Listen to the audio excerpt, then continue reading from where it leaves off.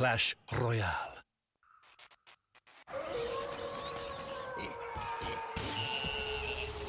This is the best Halloween ever! Nothing could spoil this. Uh-oh, meteor.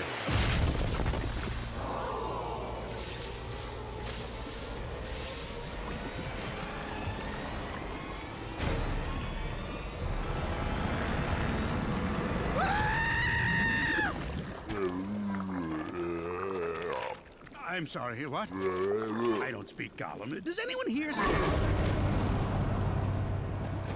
Now this is the best Halloween ever. Oh!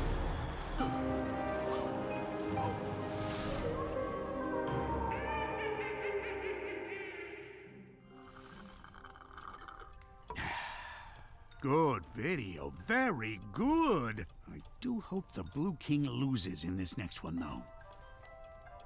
Subscribe. Subscribe.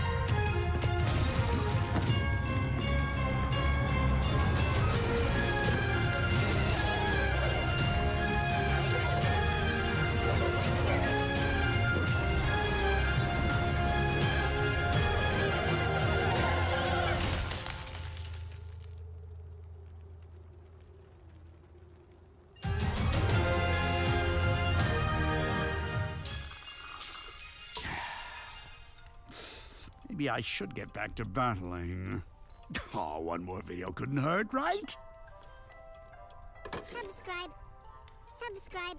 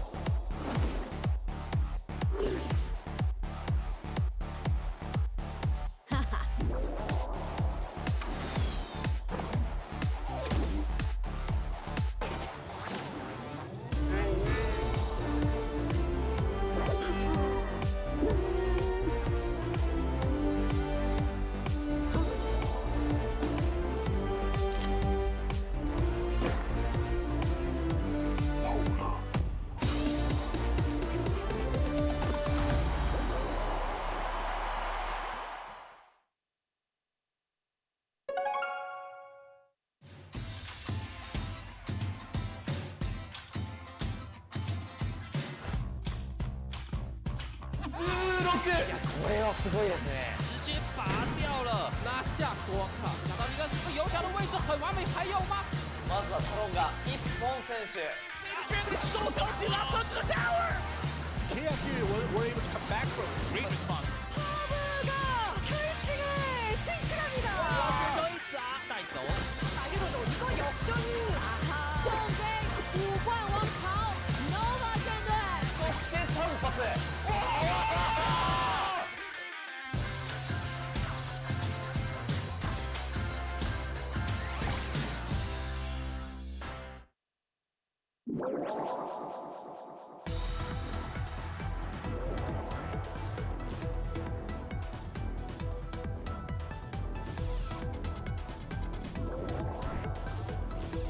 Welcome everyone to Clash Royale League East Special Season.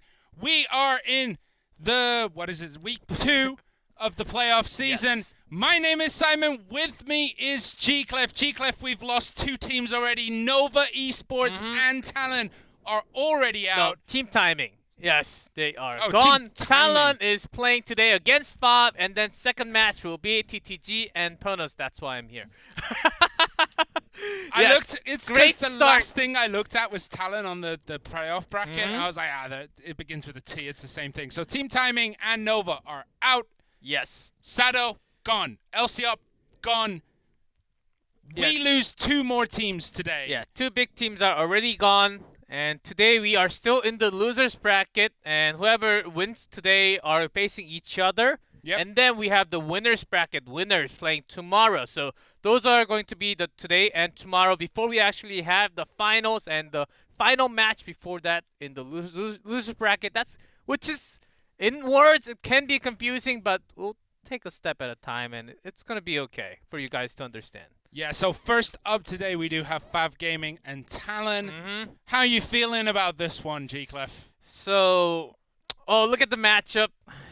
Fab Talon. I mean, Talon last time against Nova, 3-0. Compared to them, did not really play too many games compared to how many Jack actually had to play from Fab. So if you take that into equation, Talon certainly do have a lot more data. But right now, within a week, and I would say meta didn't really change too much. And in terms of ladder and Grand Challenge, it's just a lot more Hog Riders and digging into player-based data. It was a lot more Wall Breaker and also Graveyard. So not too much of a change, I would say, within the week. And let's see what they have prepared before the match, though. Yeah, interesting that Jack did play as many games as the whole of Talon team last week. We do see the Royal delivery. Its use rate is definitely picking up at 23.5. We didn't see it at all in the winners bracket last Saturday. Will we see more of Royal delivery from Fav and from TTG today? Yeah, delivery mostly paired up with Hog Rider and the Graveyard. Graveyard being 2 of the top 2, Graveyard and the Wall Breaker, just 2 most popular deck for CRL East right now. So we will have to see. And another comparison, Fav Gaming still does like to play that Lava. Let's see if that comes out a lot more towards Fav, and sometimes even for Ponos, but not as much for Talon. Yeah, well, one card we're definitely going to see a lot more of this week is that Goblin Cage. It has been dominating the meta so everywhere. far.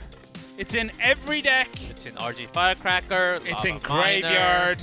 It's in absolutely everything. And as you can see, the playoff bracket today, we are in that losers bracket in the second column. Fav and Talon, TTG, and Ponos playoff match 5 and 6. And then tomorrow, we'll have playoff match 7, which is the winners bracket, and then playoff match 8, which are the winners from today. Will play tomorrow. Yeah, that's match 8, and the one you see on top, that's also tomorrow. So tomorrow is also going to be a very big day where the winners bracket still having 2 lives because they still did not lose. Yep. So even the loser from that winners match will still have their second chance going down to the losers bracket. But today, the 2 matches that we have, the loser are going to be gone. So it's an important day, and both of the Japanese teams are playing today. So we could have both Japanese teams advancing to the next day, or actually failing to do so. So it's an important day for Japanese fans out there. Well, it's also important to Korean fans out there because there's only one Korean team really left in, and that is Talon. So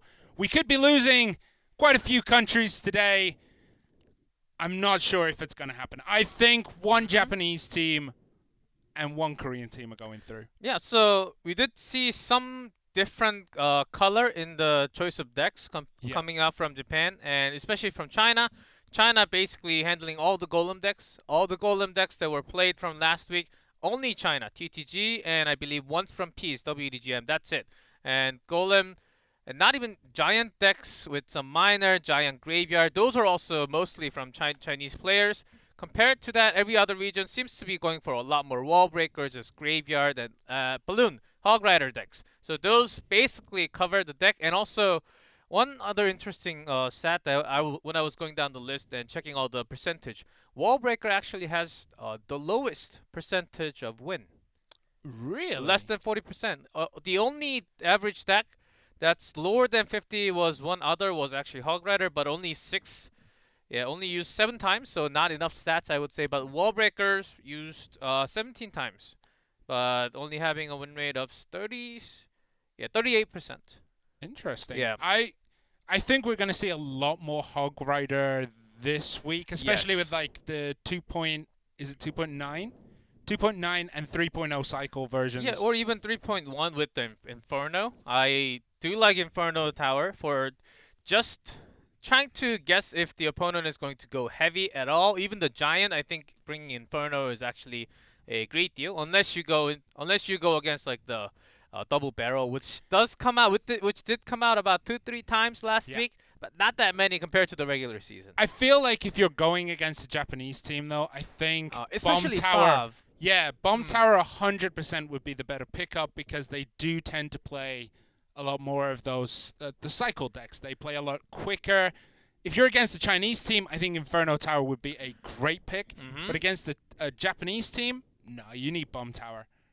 I feel like Bomb Tower is just that much Hog Rider better with the Bomb Tower, certainly one of the most popular deck right now on ladder and Grand Challenge and everywhere basically. Just Hog Rider everywhere, along with the delivery, just breaking the bridge all the time. Three Musketeer, yeah, you can say that. Three Musketeer does come out sometimes, but never during the league playoffs so far. And the main reason is actually because of that delivery. Yeah, delivery just You don't even need a fireball. All right, looking at the stats, King of the Hill win rate, Talon 88%, triple draft. Talon also had the victory there at 50%. So Talon have a very strong case of at least going 2-0 in the beginning of this match. But we saw last week, Fav Gaming in that position. They were 2-0 up, and then it came to the 3 1v1s, loss, and they got knocked into the losers bracket. So key players, Jack and Line. Jack is a very good shout for key player. I think Expo Master is equivalent to Jack in this team right now. I think they're both playing some of the best Clash Royale I think I've seen either player ever play. Yep, and also being just being a really good duo on top for the team. For Fav, without those two, I think they would have struggled a lot more.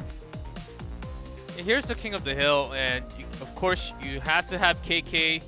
The reason why Ponos is in the playoff, I think, is because of literally KK. That and, you know, it's spring, they have to win the whole league. But Talon's Blizzard is there in number 2, 8-3, and then you got Expo Master 6-3 just behind. So pretty sure we're going to see Blizzard from Talon today. Gerald usually makes a showing in the King of the Hill. And then probably you want to say Line would be another. And then for King of the Hill on Fav Gaming, you got Jack, Expo Master. Then who do you put in? Donnie? That's also my question. So Jack, Expo Master, yes. But if you go further, sometimes Kitashan, sometimes Donnie, and Kensumeshi. Kensumeshi is for triple draft mostly. So I think Jack, Expo Master, Donnie seems has the highest percent of chance here to be playing in King of the Hill.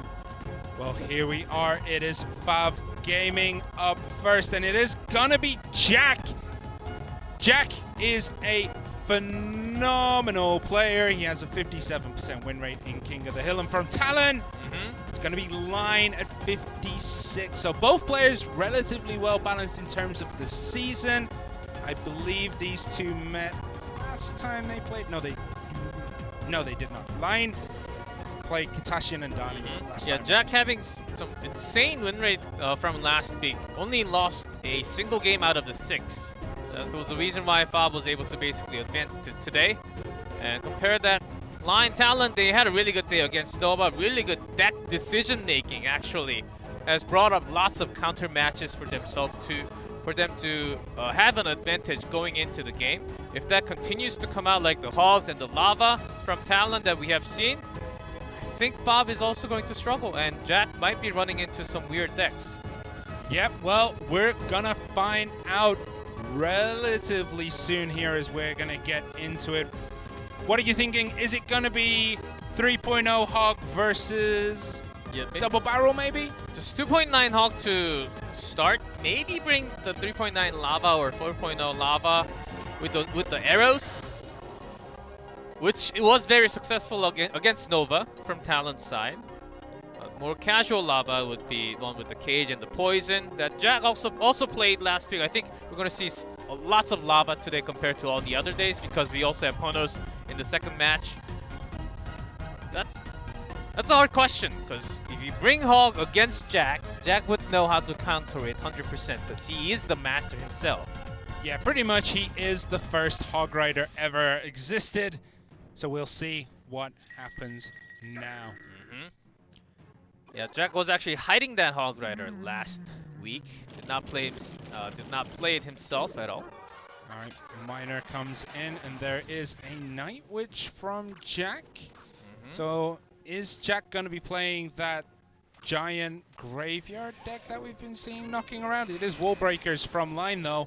There's the Goblin Cage. That pretty much confirms that Jack is going to be playing giant graveyard. There's some other graveyard with the Mega Knight too, with the Night Witch and the Cage. I think those two do have the highest chance. And also the Golem. That's also a possibility. But a Bandit. And a Baby Dragon. Okay, this is a very different kind of deck. Can you think of a deck that we see these kind of cards in? Well, if you sub in the Ewiz, you can still fit a graveyard here with the MK. But a lot more leaning towards that giant now. Well, we'll see what happens. These Wall Breakers do not connect. Mega Knight played at the front, so it is going to be... MK. Yeah, it is going to be Mega Knight instead of the giant here. So holding on to this graveyard is Jack. And there is a delivery from Line. Yeah, Wall Breakers.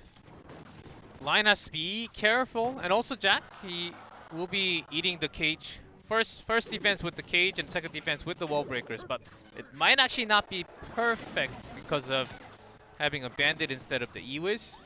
So he's trying to use the dash to the maximum.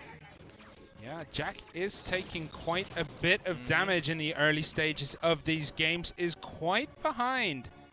But if it is that graveyard in that last slot, we've seen that deck come from behind. All it takes is one graveyard, throw it down, and you basically have the victory. Double elixir time, and okay, I think that's okay. 1800, not too bad for Jack. Okay, he did not really get the best pair this time starting, and Line certainly wants to push just a little bit more. That Baby Dragon's just gonna pass. Yeah, you kind of want that the Baby Dragon there to hit the Miner. 1492 remains this time. Poison has come down from Jack. The delivery stopping the Mega Knight from jumping another time into Hunter. So Line has been delaying his own attack to actually draw out the cage time and also buy some more time away from the spell from Jack. That's why he was able to put in some more damage. Yeah, and a naked Night Witch going down that left-hand side. Wall Breakers down the right. There's the Miners as well. Cage is down. But still taking a whole lot from the Miner, and Line has been switching lanes so that the Night Witch can't really pair against the Miner. Ooh, it is the Ram Rider instead, and you go straight in. All right, roll delivery, snowball onto all that, but the Ram Rider does not connect. Okay, so we do see that Jack is really struggling here to get damage onto the towers. That one Ram Rider there did nothing, didn't even get close to the tower. Still was trying to buy some time, and there's no other building till now for Line, but the delivery has been a pain in the butt for him to actually break through. Yep, Ram Rider is there, but the Hunter is going to close that down relatively quick. It does get a connection, but Royal Delivery comes down again, and everything is defended pretty nicely for Line, who is carrying an advantage into the final minute of this match. There's the Miner, the Wall Breakers come down as well. And the Miner's just getting a lot of work done on these towers, and it's never being defended. Line just picking his battles, Jack just letting it go.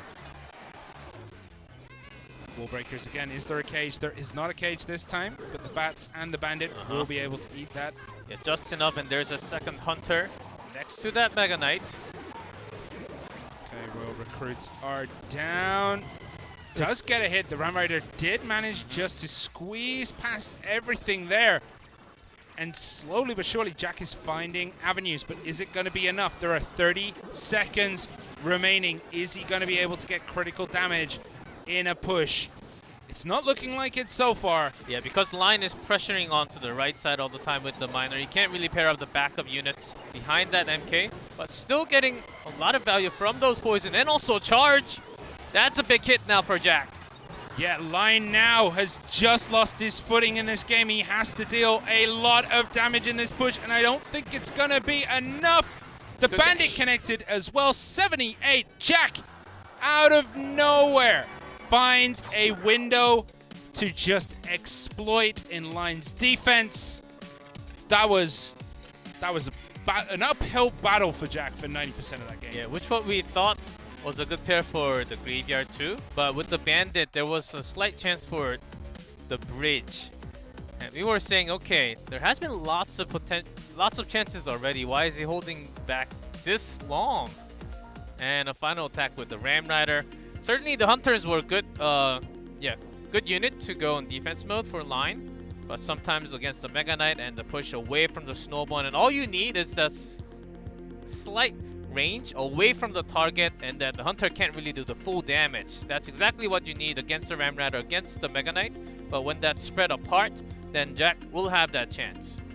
Yeah, I think that defense there where the Hunter didn't finish off the Ram Rider before connecting to the tower, it seemed to be just stuck in the middle of no man's land for such a long time, just moving back and forth, and then finally breaks through. It has next to no health, and you just assume, okay, that's gone. And then it gets a connection out of nowhere.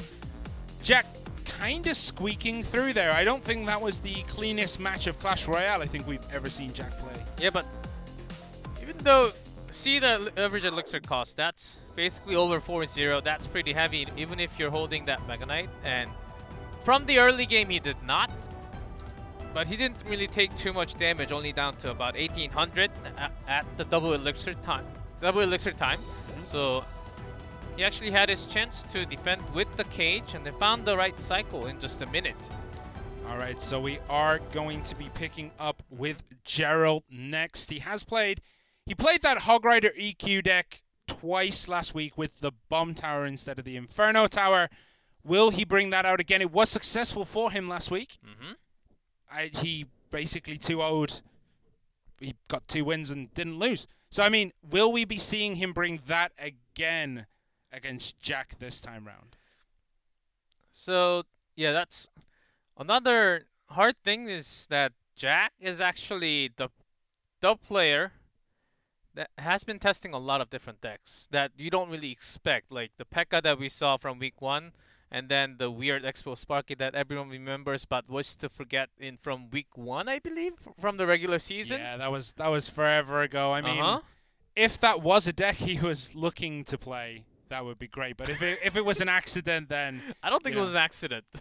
I think it was. That's what makes it scary, man.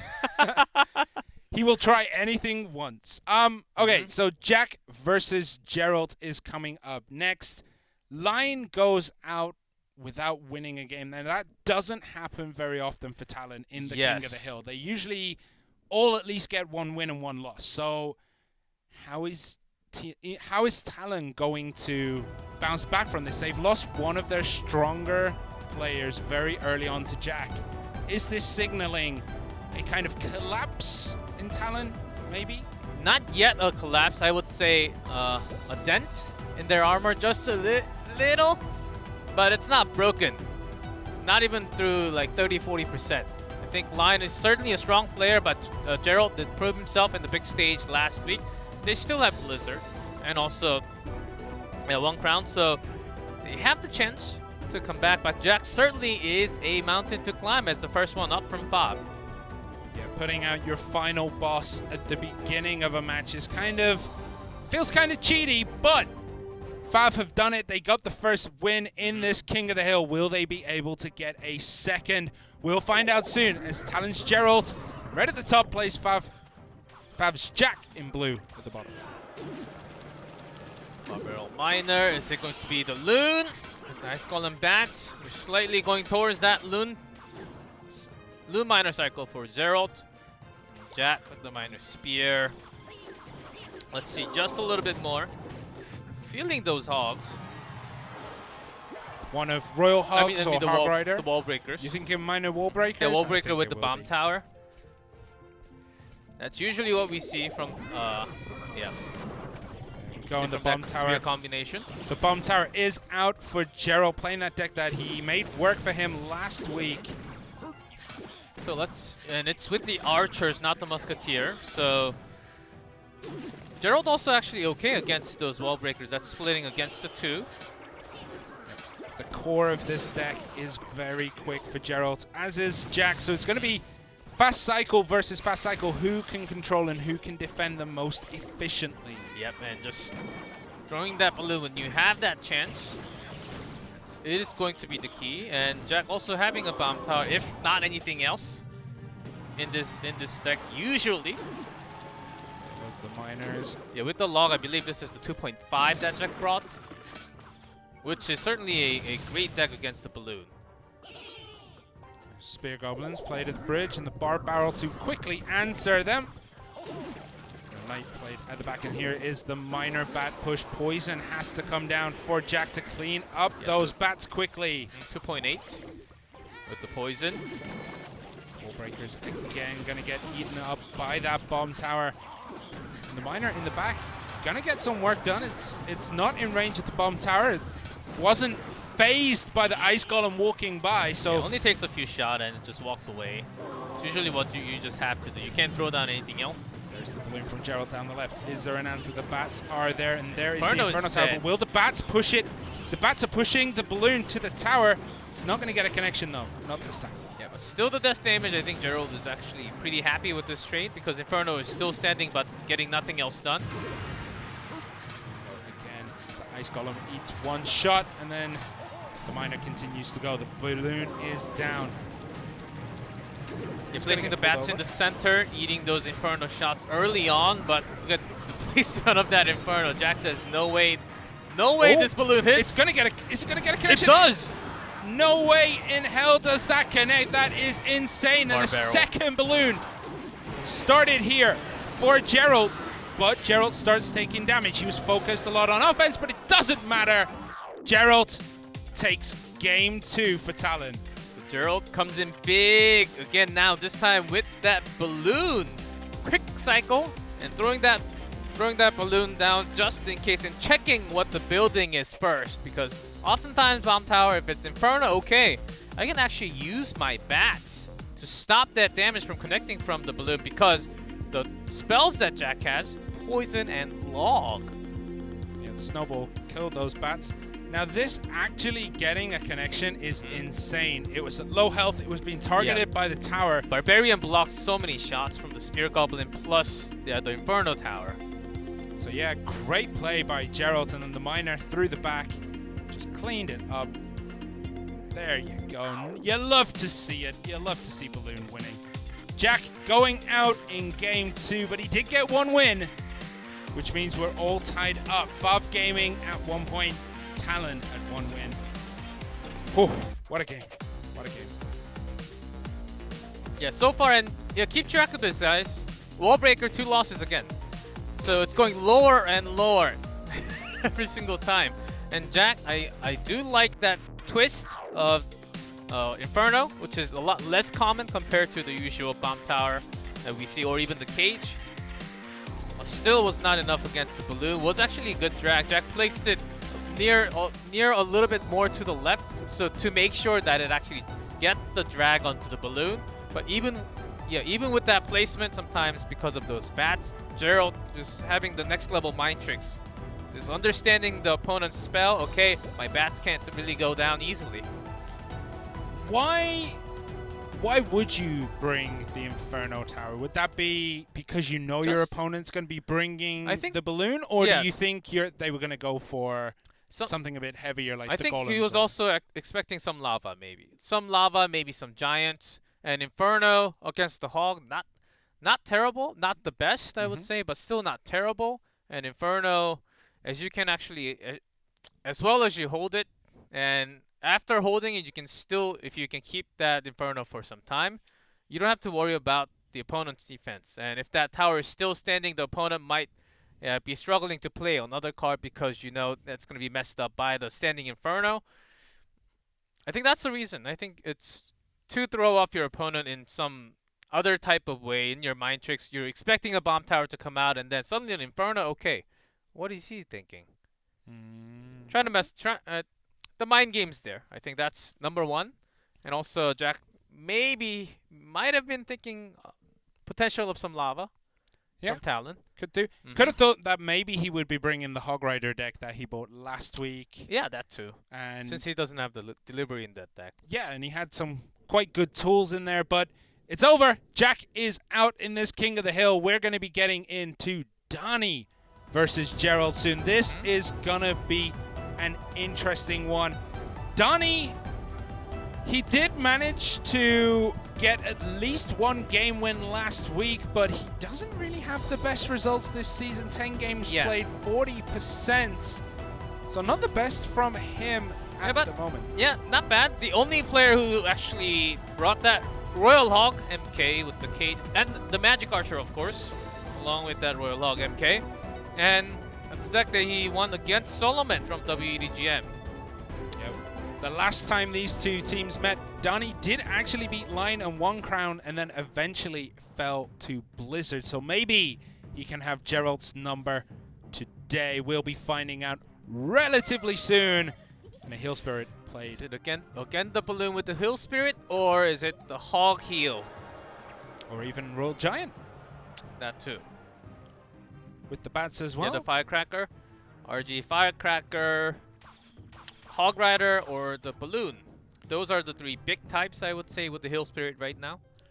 Yeah, but there's always that chance that it could be something like an E-Golem, like a very weird E-Golem deck. There were some weird balloon decks with E-Dragon in it. Just because it's a season for E-Dragon.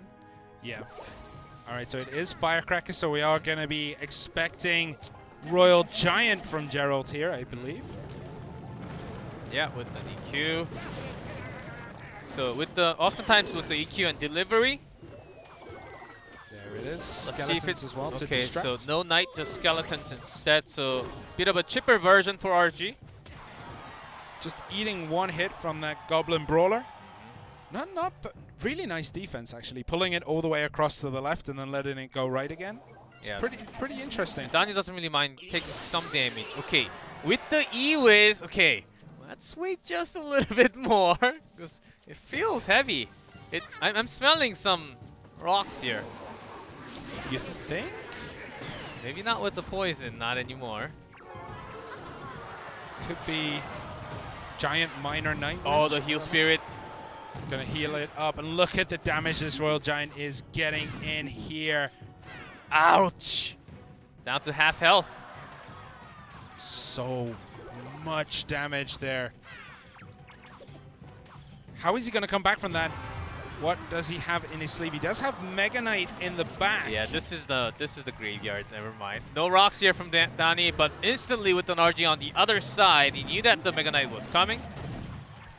Goblin Cage played down too, and E-Wiz to clean up those bats, and that's going to get cleaned up pretty nicely this time around. And there is that graveyard. It is down. How much damage is it going to get? A defensive EQ to start taking out those skeletons. Heal Spirit as well. So Nice. not a bad defense. Did take quite a bit of damage, but still in the lead, and a very healthy lead at that. Yeah, Mega Knight actually went down pretty easily with double Princess Tower locking onto it. And good defense by Gerald, making sure he has the time to have all this defense this time with the cage. Yeah, Royal Giant's gonna get one more hit in there. Was it only one hit? I think it was only one hit. Okay, good Royal save delivery from coming down. Donnie there. Just blocking up that lane. That's how Danny is stopping these Royal Giants, and we're down to sudden death. And now Gerald gets that Royal Giant on the Firecracker left. is still alive and 2 now. So when those are stacking, heals. Oh, 257. It's gonna need EQ and an EQ again, I guess. If you're gonna spell cycle it here, you need those 2 EQs. But how is Gerald gonna defend this graveyard? Very handily by the look of it. The bats in the back. Snowball just is down to taking take it. that. Yeah. 257. He needs just a little bit more damage to break through here. Yeah, but if he overextends with EQ plus anything else, he needs to wait. That is Still need to cycle for another EQ, so Donnie, final chance. Yeah, and he just Gerald. Oh, there we go. The second EQ does manage to come down. It was looking as though Gerald might have been on a little bit overextended, but did not. And Gerald closes out game 3, and he is on an absolute tear right now. Even with RG, the average elixir for that deck is around like 2.8, 2.9. Yeah. So without an RG, Earthquake's going to come into your hand. Yeah, in a couple of seconds, basically. You just cycle through Skeleton, Heal Spirit, and there you have it. So Donnie just had to throw down that graveyard, but against this quick cycle, it was going to be a big challenge. And ever since the nerf, buff to the Earthquake, the Skeleton's dying to 1 tick. I think that's a big takeaway from this game. Yeah, that first Royal Giant just got so much work done for Gerald, and after that he was kind of just coasting on that damage that he did. Didn't really try to push too hard to find a window in that last EQ to take the tower. Yes. And it is Expo Master. Can he say Fav Gaming's King of the Hill set today? We will see, because Expo Master, when there were desperate times for lots of other teams, he was the player to pull it off, especially in the big stage in the King of the Hill, when it used to be a format where King of the Hill was the last set instead. Yep. Yeah, so in this case, I think Expo Master has been trying a lot of different decks just within the last week. Yeah, some Goblin Barrel and 2 Hog Rider decks too. And he doesn't really stay there. His cycle is also incredible if you think about all the other decks that he has been playing. I think Double Barrel Spell Cycle is one of his specialty. I think by now within the season has been playing a lot of Double Barrel, even just the Goblin Barrel with that dart instead of anything like an archer. So with that cycle, I think he can actually get a Gerald. Not bad. Yeah, he played quite a bit of Hog Rider EQ last week. And don't forget, Expo Master has a 67% win rate in King of the Hill. So if anyone can close this up for Fav Gaming, it's going to be Expo Master. Yeah, I think still the line is down, and Talon, Gerald, 2 wins. Those 2 are certainly really big for Talon. Of course, a new member popping into the team, and then struggling a little bit at the beginning during the regular season, and then suddenly in the playoff, this many wins for the team. He's certainly proving himself already, and still one more player likely to be Blizzard from Talon. So Expo Master up, still 2 members against him, but it's certainly possible because he's Expo Master. Yeah, well, Gerald is on a 4-game win streak. Will he make it 5 by beating Expo Master and giving Talon That will be the insane. advantage in this match? We'll find out relatively soon. Taking a look at the decks. Yes. 3.4 elixir both. Yeah, Expo Master used Hog Rider Valkyrie. One with the Bomb Tower, one with the Inferno Tower. Yeah, 3.1, 3.0, so pretty cheap cycle. Yeah, Gerald has been moving all around. Yeah, Gerald will play anything and everything so far. this playoff window. I would like to see Hog Rider mirror. Never mind. Please, come on, let's be serious. Hog Rider No, mirror. Hog Rider mirror is fun. Sure. Okay. Bat zapped away there. Is it balloon again for Gerald? Let's wait and see. Just a couple more. If you see any archers, then I think so. Already throwing out the good game there is that bandit. So it is looking as though he's going to be bringing the minor wall breakers that Jack played earlier that with the MK. Gerald's already beat. So Gerald knows what he's doing here. It's exactly the same matchup he had with Jack.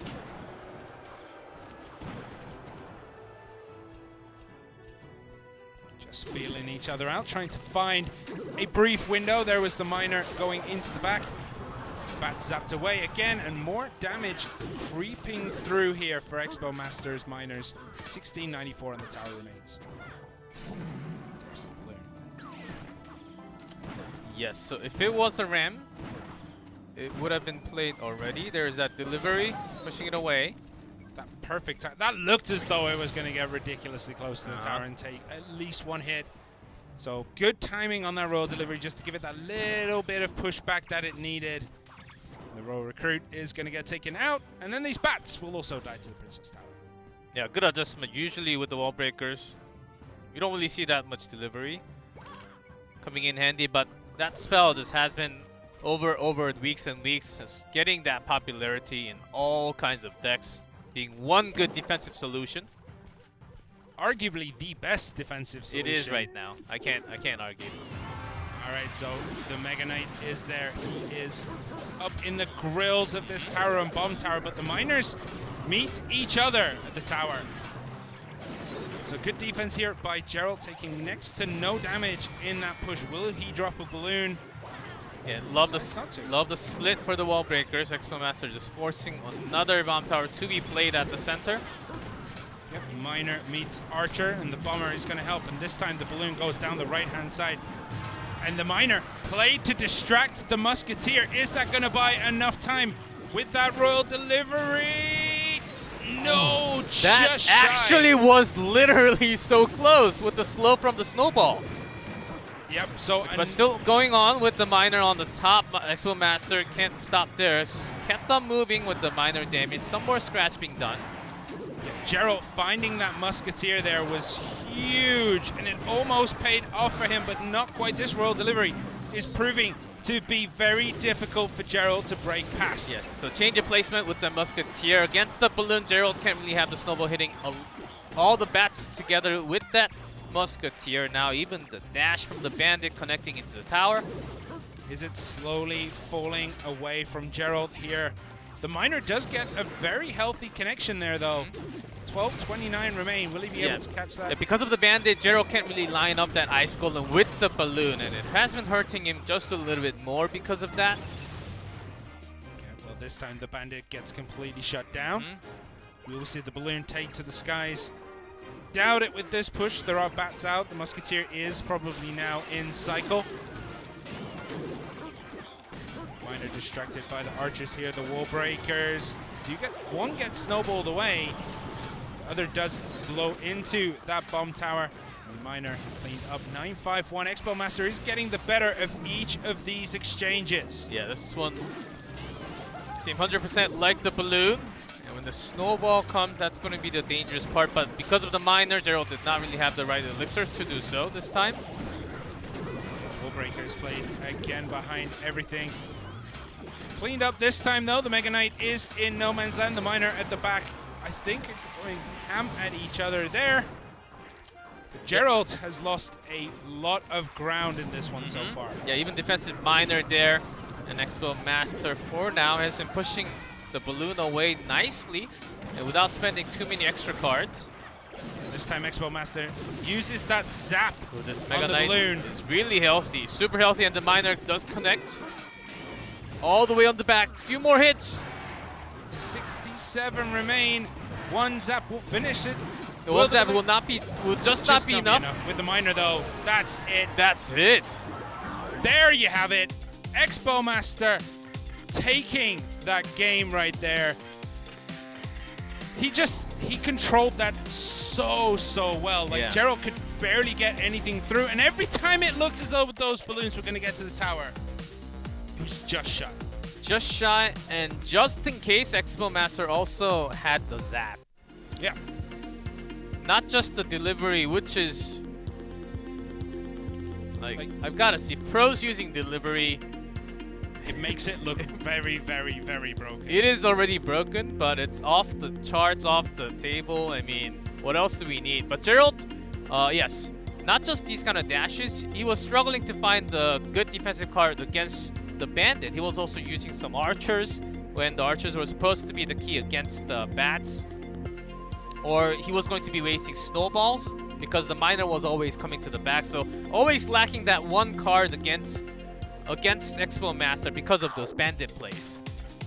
Yeah, incredible play by Expo Master. Just controlled his Korean counterpart here. Gerald couldn't really find a way to get those balloons connected. Every time it looked close. Loving the game so far.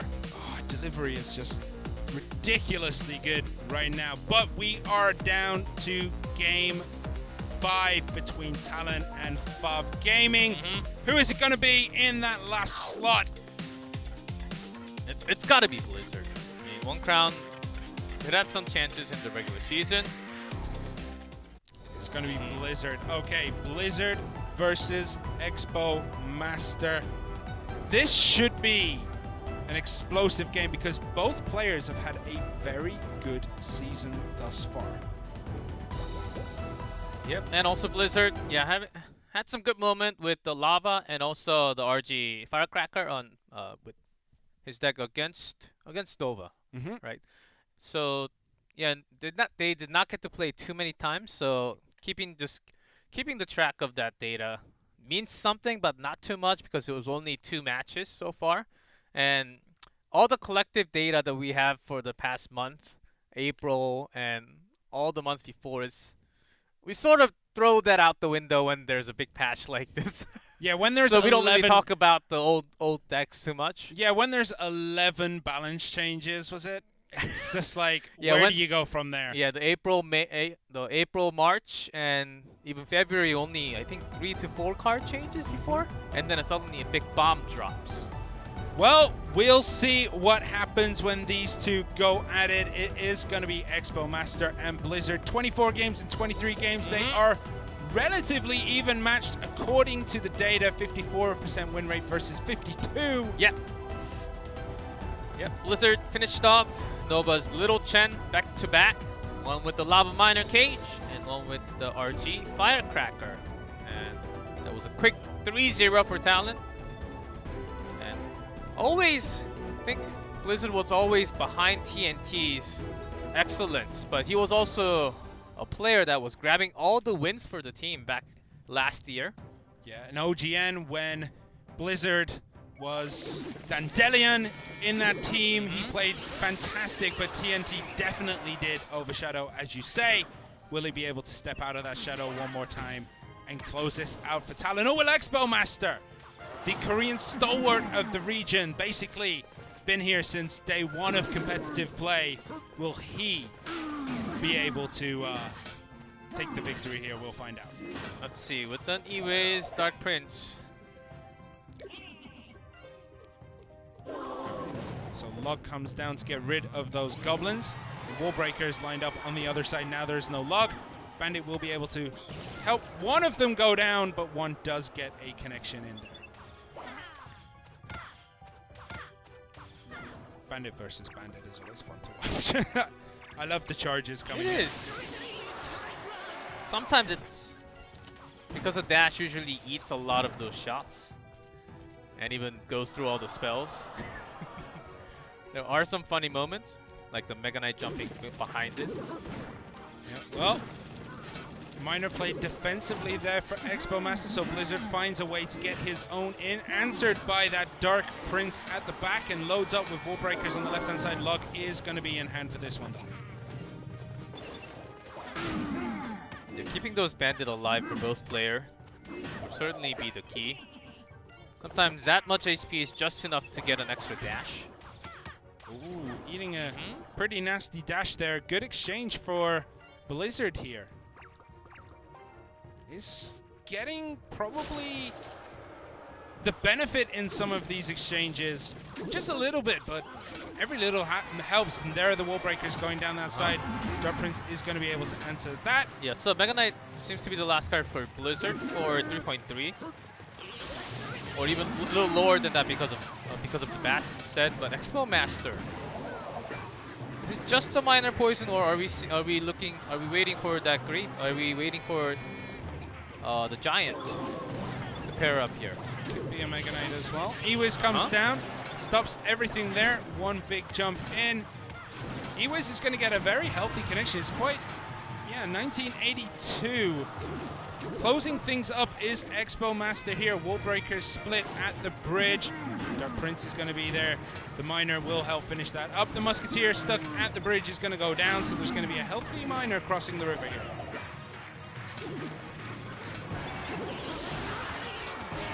See the wall breaker. Yeah, not bad with the log. He's still holding on to the log every single time, and Blizzard hasn't really been splitting those wall breakers too many times. Instead, it's the P.E.K.K.A. We were waiting for a big body. Big body we got in that P.E.K.K.A. Very interesting choice from Expo Master to bring the P.E.K.K.A. version Which here. is lovely against the Mega Knight.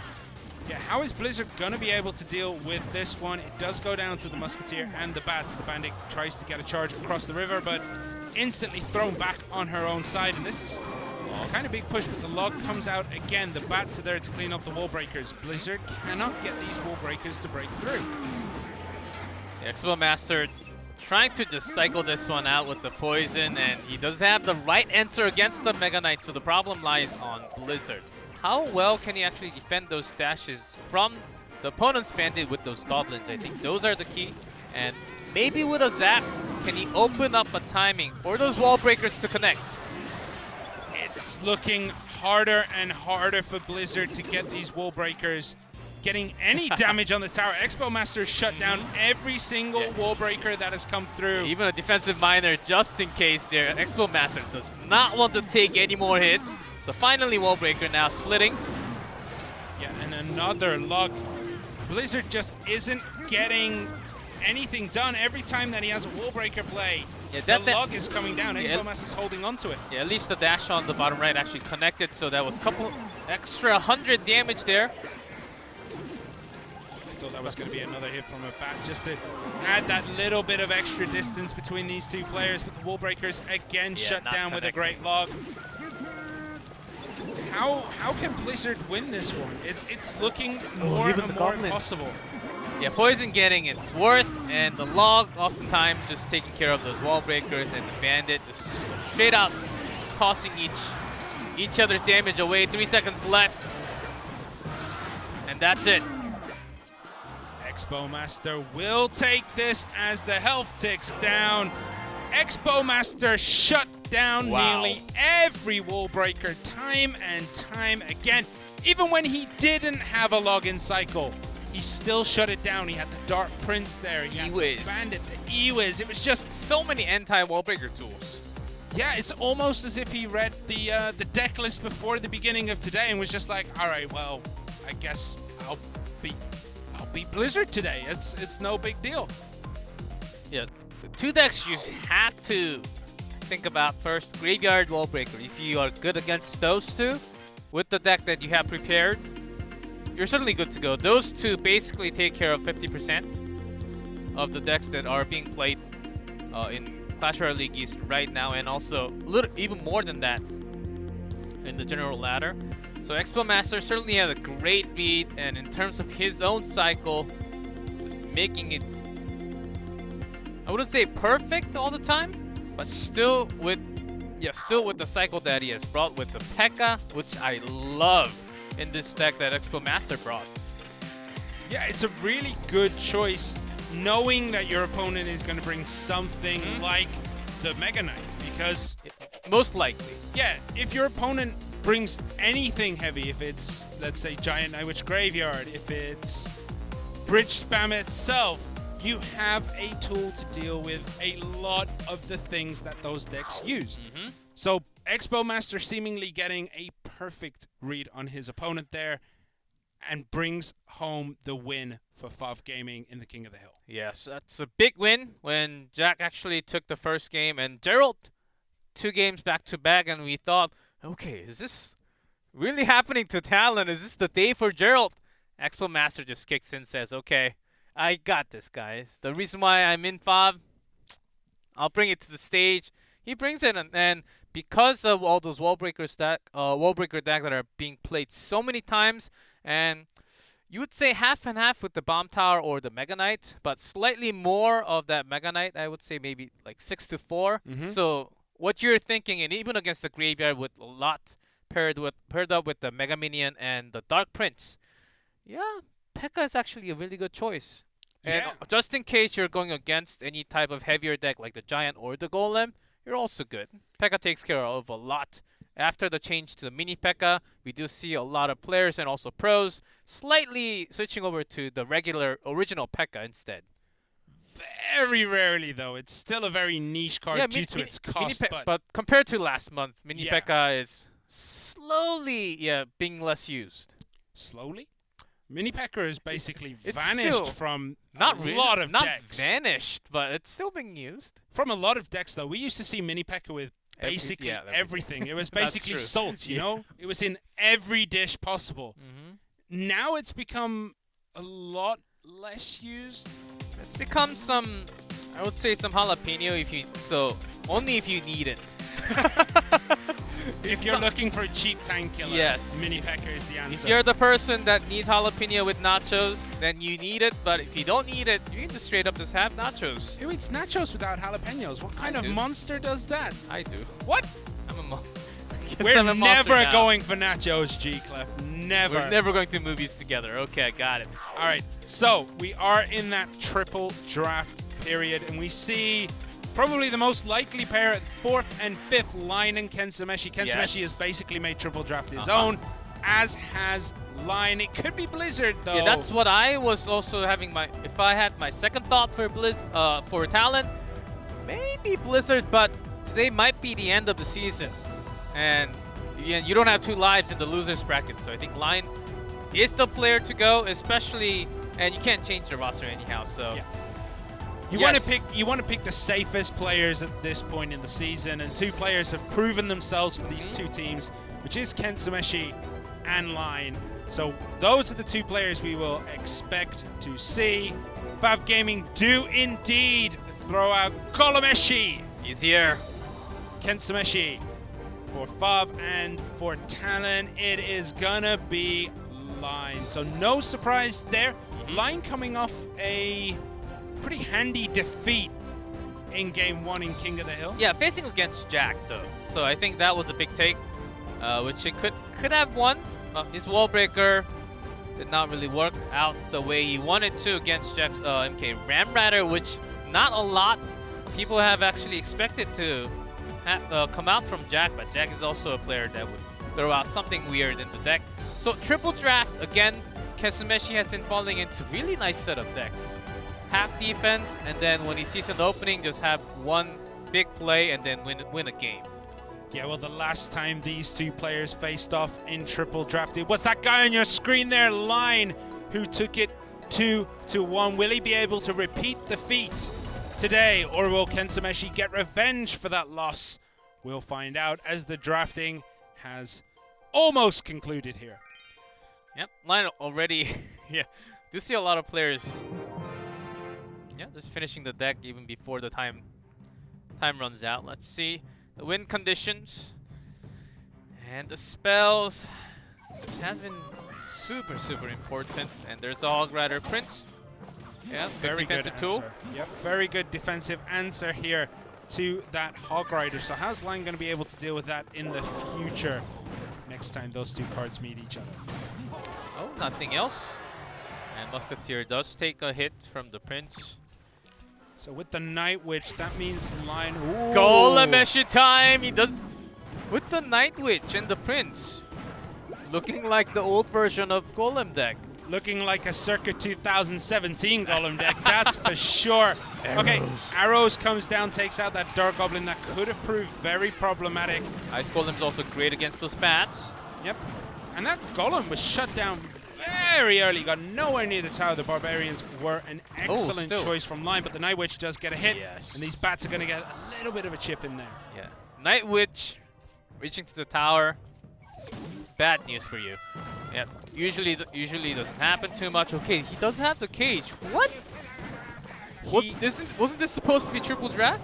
I feel like Ken Sumeshi entered the code and was just like, okay, it's Supercell code time. Enters in some random code and just gets exactly what he needed to draft here. It's a very strong draft from Ken Sumeshi, but Line does have a lot of answers to the Golem. He has, obviously, the Barbarians. Yep. The Musketeer's pretty good. The Yes. Dark Goblin is great against the Bats, but also it can deal a hefty amount of damage to a Golem push. Yep. When you have the right cycle, and if Line has another building in this deck, yeah, that's the heavy spell, which we're also waiting from Kenzumeshi. And that's a great way to play this. As soon as you see that Golem played at the back, throw down that Hog Rider, at least get one hit, and just start chipping away at that tower. So Kenzumeshi, you're waiting for those Barbarians. So that was great timing. Will the cannon cart turn around and connect to the tower? Yes, it does. It's getting a lot of work in for Line. And again, that Golem shut down by the Barbarians here.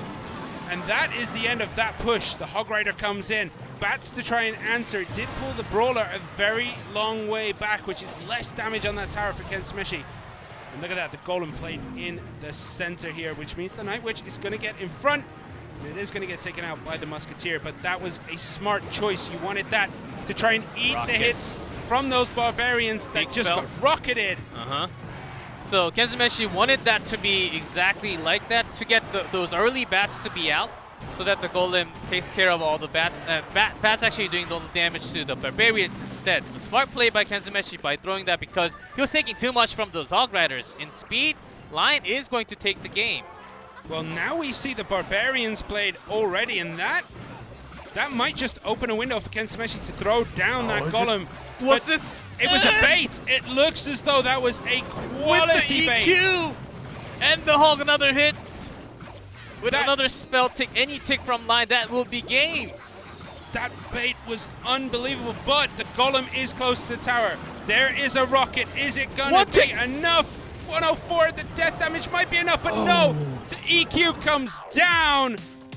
Line takes game one. Now that looked like a perfect bait for Line. My Barbarians have been eating your Golem alive. I'm going to play it at the bridge. You're going to play that, and I'm going to go a Hog Rider down the opposite lane. And that is exactly what happened. Line made Ken Sumeshi dance there. But was really close. Less than 100 HP. Well, away from winning too. This is the thing. Line left those Golemites on the tower because the death damage would have finished it. The death damage would have been enough to close that game for Ken Sumeshi. So he decides, you know what? I'm not going to touch it. I'm just going to go in with the EQ. And this cannon, the timing on this cannon card. I mean, that's one of the things when you play a Golem deck, you have to expect your opponent to always try to counterattack down the opposite side wherever you play that Golem. Yes. I was slightly expecting a Lightning from Kenzumeshi, which is the one pair that happens with the Golem so many times. Yeah, those placements, eating those hits. Yeah, that was just...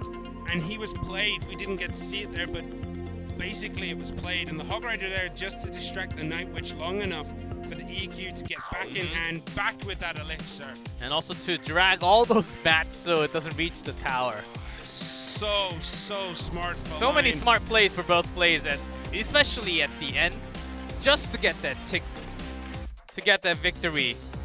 And Line was just a little bit faster. The cannon cart, that placement and the timing actually, brought him lots of win conditions, left and the right.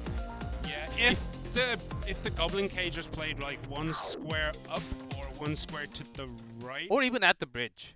At the bridge would work, but one square up or one square right, and the cart wouldn't have been able to connect to the tower. It's even though you see the choice from the opponent, it's hard to predict. And when you're focusing on your Golem push, you are literally focusing on your own cycle so much.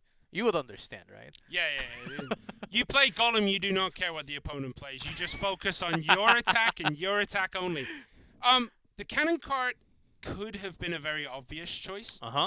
In that tank support, you know you have the Night Witch. Like Kensumeshi had the Night Witch. So probably if you see your opponent with Bowler, Cannon Cart, Sparky, maybe you'd assume Sparky. Or maybe the other two choices were not too obvious. Maybe Pump E-Barbs. Then it's gonna be obvious. Then like Bomber, Bandit, I think those were actually okay to fit in along with the Hog Rider deck. Yeah, Bandit would have fit in very nicely. So that's why I'm thinking that Line did not get to draft that. Because I think he would have gone for that over a Cannon Cart with what he had so far. But it would have been an interesting choice. I wish I could get inside his head and just read his thoughts at that point. But Line did play Kensumeshi like a marionette there. It was just that bait. Golem, like, you know what? I'm going to put my barbs here. You're going to put your Golem right here, and I'm just going to go in with the Hog Rider. It was just fantastic play. Yeah, there was no other really big type of tool to get those barbarians down other than the death damage from the Golem and arrows doing some damage to it. The arrows actually became the key. Yeah, removing that Dark Goblin every single time. I think it deals enough damage so that the death damage of a Golem will take out all the barbarians too. Or really close so the bats can sneeze on them. Right, so we're going to be getting into this. The draft is almost finished. Kensumeshi in blue at the bottom for Fav Gaming. Line in red at the top. Will Line get that last pick in, or was that done for him? We'll find out if it's a very bizarre card. And the heavy spell, you don't really see Rocket too many times. Hog again for Line win condition, and Barrel. Yeah, arrows against the barrel is an excellent answer, and Kensumeshi's got to have been like, oh man, not this again. All right, so the Lumberjack closed down there by the guards. Yeah, another good tool against that Lumberjack. Takes a lot of hits. Are we? No, he couldn't have got it again. The other win conditions, you can't have Golem now anymore. You can't have Golem, you can't have E-Golem. No giant. Yeah, so nothing really to pair with it unless... Are we thinking like a P.E.K.K.A. or some other big body type? That's what I'm feeling. Could be. We'll have to wait and see here. Or even like a Royal Recruit. I mean, it could just be that Kensumeshi prefers Night Witch. If you're a Golem player, you like playing Night Witch decks. It's just how it is. The Inferno Dragon, though, that's going to get a connection. Ooh, guards played right at the last second there. Yeah, which is not too bad for Kensumeshi when he's waiting for his own Lumberjack timing. Right, Goblins played at the back. That is your small distraction card. Guards also fit into that category. Literally feels like Kensumeshi has another win condition which is very bridge spam heavy. But he can't. Yeah, it's just impossible. So the Lumberjack is his anti-tank, so it can't be P.E.K.K.A. with this.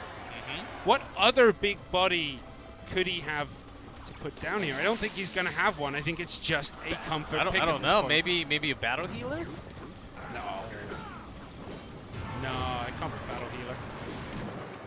We'll see Lumberjack again against that Hog Rider. Arrows down again to answer those barrel goblins. And the key for Kensumeshi would actually be the Flying Machine, but Tesla is another great tool against it. So right now, really locked on against all the counters. Line seems to be on a real good spot before we see that big spell for both. Yeah, I mean, it's just not going well for Kensumeshi today in this triple draft. It just seems to be an answer for everything that he has tried to do. There's the Hog Rider going down the left. Poison. Yeah, poison just to get that little bit more damage in. One hit from that Hog Rider. Just, it opens the gap that little bit more between these two players. It looks as though Line might take it, but we've seen crazier things happen, like that raged up bat on that tower. Arrows just 6 used. hits. Finally, Goblins doing some damage from the barrel, but not as much as I think Front line already did. I think that one bat that snuck through under Rage got more damage so far for Kensumeshi than the barrel. Well, here we go. Sparky is making its way down the lane for Line. Yeah, lots of bats, so lining up. The Baby Dragons are going to take care, and the Hog Rider instantly on the left. Lumberjack is a great answer, but the Fly Machine doesn't care about it. I think he was hoping that Fly Machine would get at least one hit on the Hog Rider. Didn't even turn to look at it. Goblins, the barrel is in, and they're all at the front. The Baby Dragon's going to find that easier to connect, but this time, those stabby Goblins from that Goblin barrel pretty much tie us up, 1-2-7-7. Yeah, because that Sparky couldn't really do too much. Lion was taking extra hits.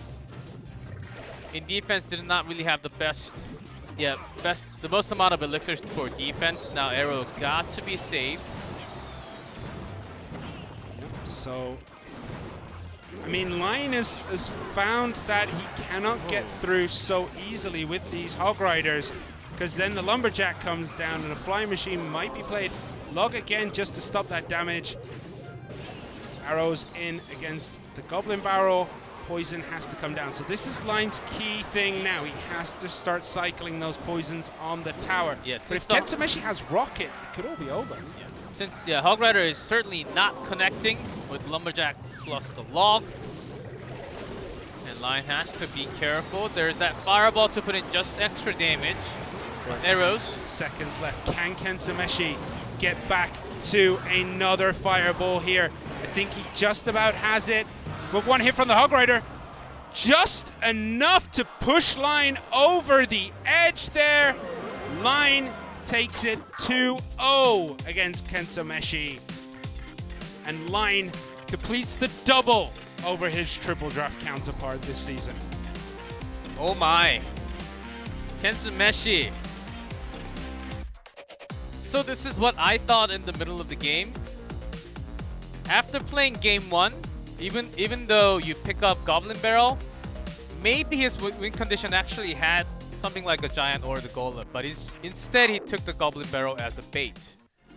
And he could have pretended like it was another Golem deck for the entire game and then have one big surprise with that Goblin Barrel. But he ended up just playing it because he got that in the starting hand. Yeah, well, that's what I think happened. It could definitely have happened because, I mean, picking up Sparky Guards, Baby Dragon, I mean, yeah, it could be. I mean, that's a bit of a stretch if you ask me, but what's not a stretch is that Line managed to take this 2-0. And even though those Hog Riders were getting shut down time after time after time, Kensumeshi's pushes were basically shut down before they even got out of his hand. Yeah, the guards were the key, stopping a lot of Flying Machine shots, Inferno Dragon shots, even the Lumberjack stalling a lot of time, while the Tesla is mainly doing all the damage. Fireball was holding onto it for the Fireball 0, certainly not right there, was used at least 2 times. Fireball had to be held for that tower damage at least to be put in. If it's just used against the Tesla or the guards, which is, you'd say it's an okay trade, but it doesn't really guarantee you, because since you don't have anything like the Hog Rider or the Ram Rider that's going to charge directly into the Princess. So I think Kensumeshi was having second thoughts of using that Fireball early on. Yeah, I'm trying to think of any period in time where Line had a big enough push building up that a Fireball would have generated value. I don't think he ever had it's just anything. the Hog Rider, yeah. Just the Hog Rider and mainly the poison. Yeah, you wouldn't use it against the Baby Dragon because that's not a value trade. You'd still take a hit or two. Maybe if the Sparky got really close to the tower in a desperate mode, you just have to use a spell, then that's your chance. But I mean, if the Sparky was surrounded by something else, it could be worth it, kinda. But yeah, he just couldn't get any Fireball value. And by the time he had the opportunity to switch into those Fireballs for the spell cycle on the tower, it just wasn't enough. He just did not have enough time to put down the damage needed. But that's done. Triple draft, it's gone. Throw it out the side. We're down to the 1v1s. It is 1 each. At this point, it is 1-all. Fav Gaming took King of the Hill. Talon took the triple draft. So who do you bring Usually, what we have seen from last week, your ace goes in as the set 4 player, the second player for that 1v1. But when Nova, I believe Nova tried that. That's the reason why we couldn't really see LCL playing in that 1v1. Little Chen went down immediately. That was done, 3-0. So is that the right decision, having your ace player in that 4th spot, or do you bring him in set 3? I think it depends on what you've seen your opponent do, honestly. If you've seen your opponent throw in their best player in the 3rd slot, you try to counter that with your own best player. Because you want the matchup. So for Talon, I think the 2 big, as you see on the screen, Lion and Blizzard. I think we're waiting for them to kick in as the 4th player, the ace. I think Lion really stands in high for the 4th player. Also Blizzard, not bad. And Expo Master, Jack, they can switch back and forth. I think those are the big keys. But in terms of number, certainly Fav Gaming has it. Yeah, I think you can kind of... I think the right strategy here is if you do have 2 standout players, you put those in game 3 and 4 and hope that you don't get to your weaker player. It is going to be Expo Master coming in on set 3 here, and it is going to be against Blizzard. So Expo Master won in the King of the Hill. Yeah, both teams sort of thinking the same. Last player for King of the Hill, going for set 3 1v1. So if they're having a good momentum, then they can certainly bring that to the table again. It's a big risk though. If you're losing towards the end of King of the Hill, it continues. So far, Expo Master has the upper hand from King of the Hill. Yep. He's probably on a high. It's 2-0 today. So yeah, I think bringing Expo Master in this set 3 just in case you did lose the King of the Hill, because I believe if you are Fav Gaming, you would assume Talon have had the run of King of the Hill so far this season, so you think, okay, I know we're not going to lose, but yeah, that's right. Maybe we do. So we bring Expo in this 3rd slot just to get the ball rolling, and the ball has started to roll here as Fav Expo Master in blue at the bottom goes up against Talon's Blizzard in red at the top. The wall breakers straight out the bat for Blizzard. Yeah, Blizzard again with the wall breakers. And the Bandit, but Expo Master seems like he's playing something else with the Cage Bat. I mean, Cage Bat can be pretty much anything right now. Yeah, but less likely for those wall breakers now, though. Yep. Well, the bats from Blizzard are going to get a few hits, but the E-Wiz instantly dropped on top. Closes that down there. Getting the split damage on both the tower and the Goblin Cage is the E-Wiz, so this is some good early damage for Expo Master. Wall breakers in for Blizzard down that right-hand side. What are you in at there, G-Clef? Trying to think what Expo Master has. I mean, if it's again with the Bandit, which with the arrows, I don't think. So this time, even with Blizzard having that Zap, I think that's also going to be the key. I think he really felt that Zap was the key. One of the key spells that Expo Master had in the last matchup that they had. All right, well, the wall breakers coming in again, and another answer there. The Dark Prince closes that down. Doesn't have the log this time, so later on in the game, those wall breakers might prove to be problematic. If the cycle can work that way for Blizzard, we'll have to see. The miner comes in the back, answered with an E-Wiz, and then we have a loose Goblin Brawler going down the left-hand side.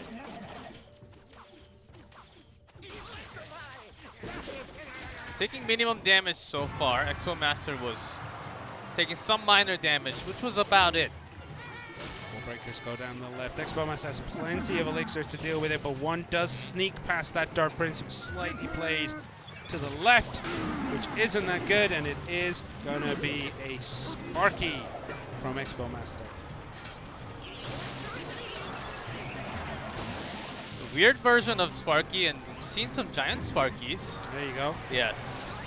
If it's Goblin Giant, I was going to mention, but it was a weird combination with it, and There's that giant now, but which is okay.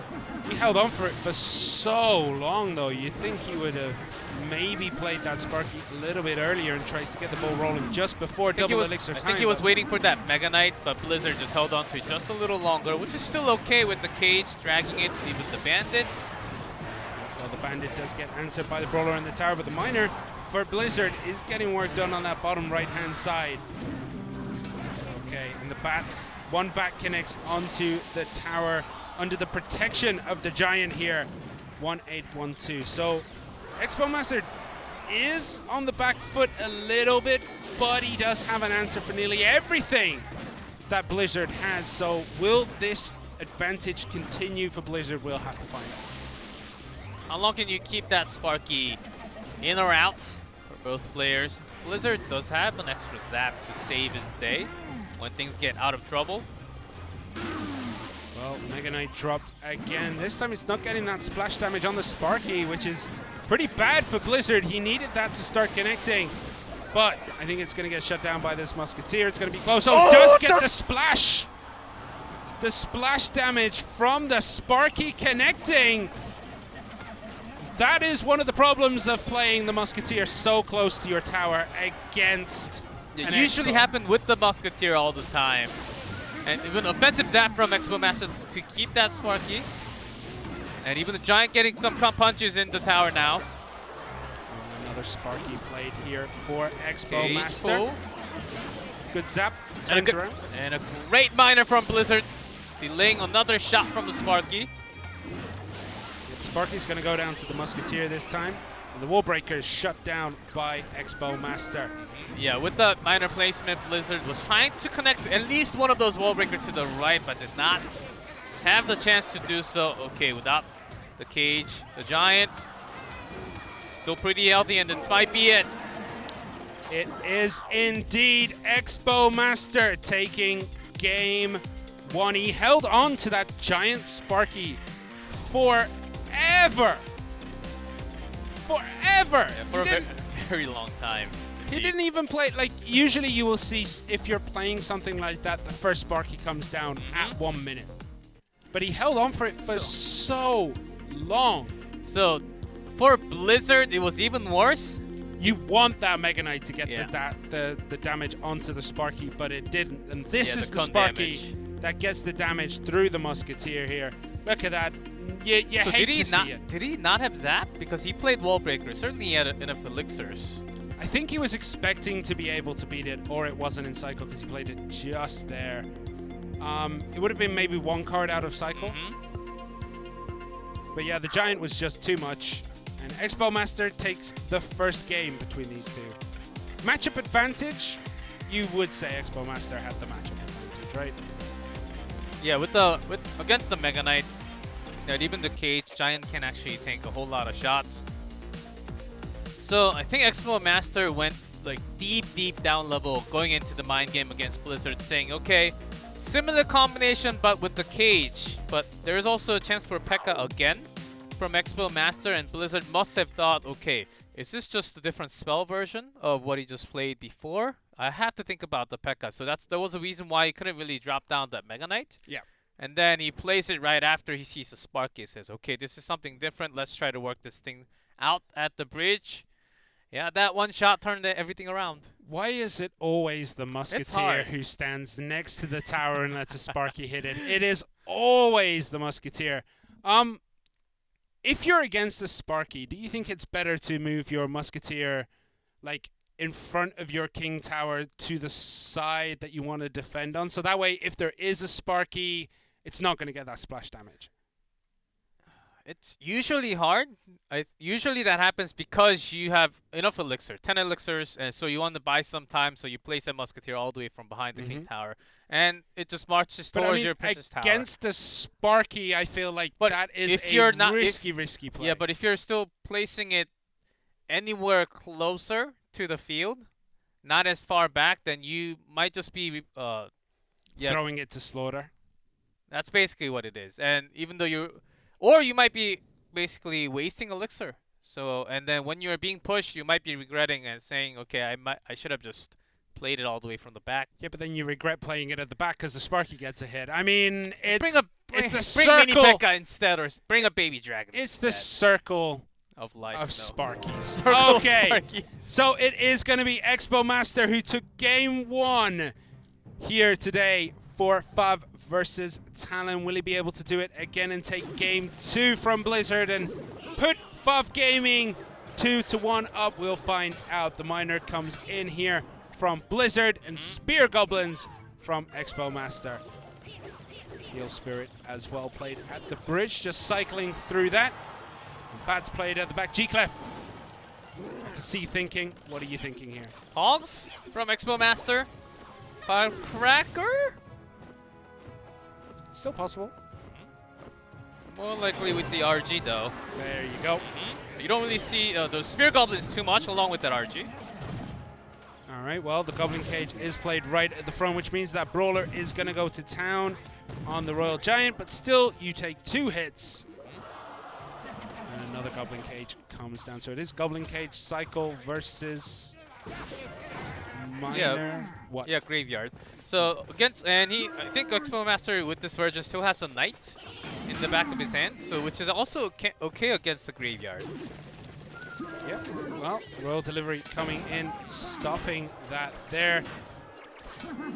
Delivery has been... I thought we would see more deliveries by the time we got to game 2 in the 1v1. I thought we would have seen a lot more in the King of the Hill, but it's still relatively niche, seemingly here on the east. Lava. All the way. So this is going to make it hard to defend. Good placement by Expo Master, splitting up the Spear Goblins and that Firecracker so that they don't both get poisoned down. But how is he going to be able to defend this? And the answer is pretty much perfectly, taking next to no damage from that Lava Hound Pumps. Yeah, actually forgot about the miner, so excuse me over there with the Graveyard call. But Lava Blizzard actually is in deep trouble. He does have the cage and the Dark Prince, but it takes a long time. And there's that EQ. That's really going to help out. And the Firecracker getting that splash damage into the tower just once. In comes the delivery just to block and protect that Firecracker. And this Firecracker basically is the Highlander of all Firecrackers. It is not going down, and there can be only one of them. Because as soon as it goes, another one pops up. Also really good against all the lavas.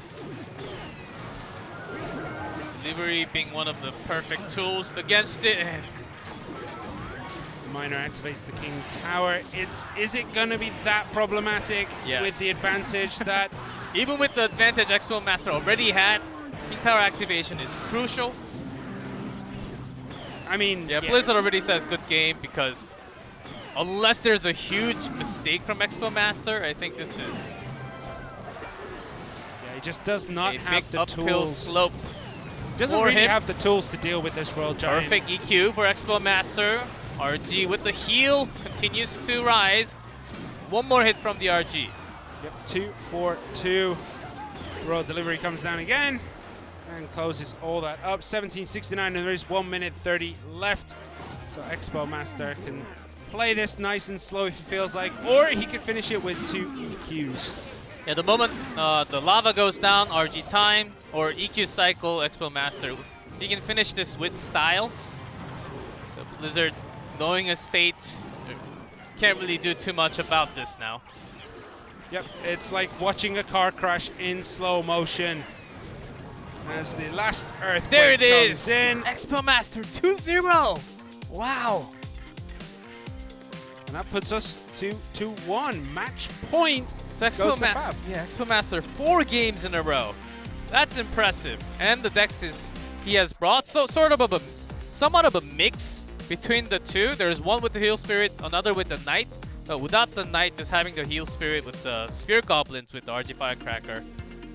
Love the combination here. Yeah, these Firecrackers did so much defensive work for Expo Master. First off, it protects your Royal Giant from a distance. Second off, it just deals so much damage. And the Royal Delivery as well, proving once again that it is a clutch card. Cage, like the one tool that can be good against the RG. But of course, every single RG Firecracker deck with an EQ right now. So the cage has to be popped easily. And when you have that lava, your only other defensive ground is defensive Miner and the Dark Prince, which is also pretty hard. With the Mega Mini and Baby Dragon, it takes a whole lot of seconds to delete that RG. Well, it pretty much was Expo Master's game to lose, and lose he did not.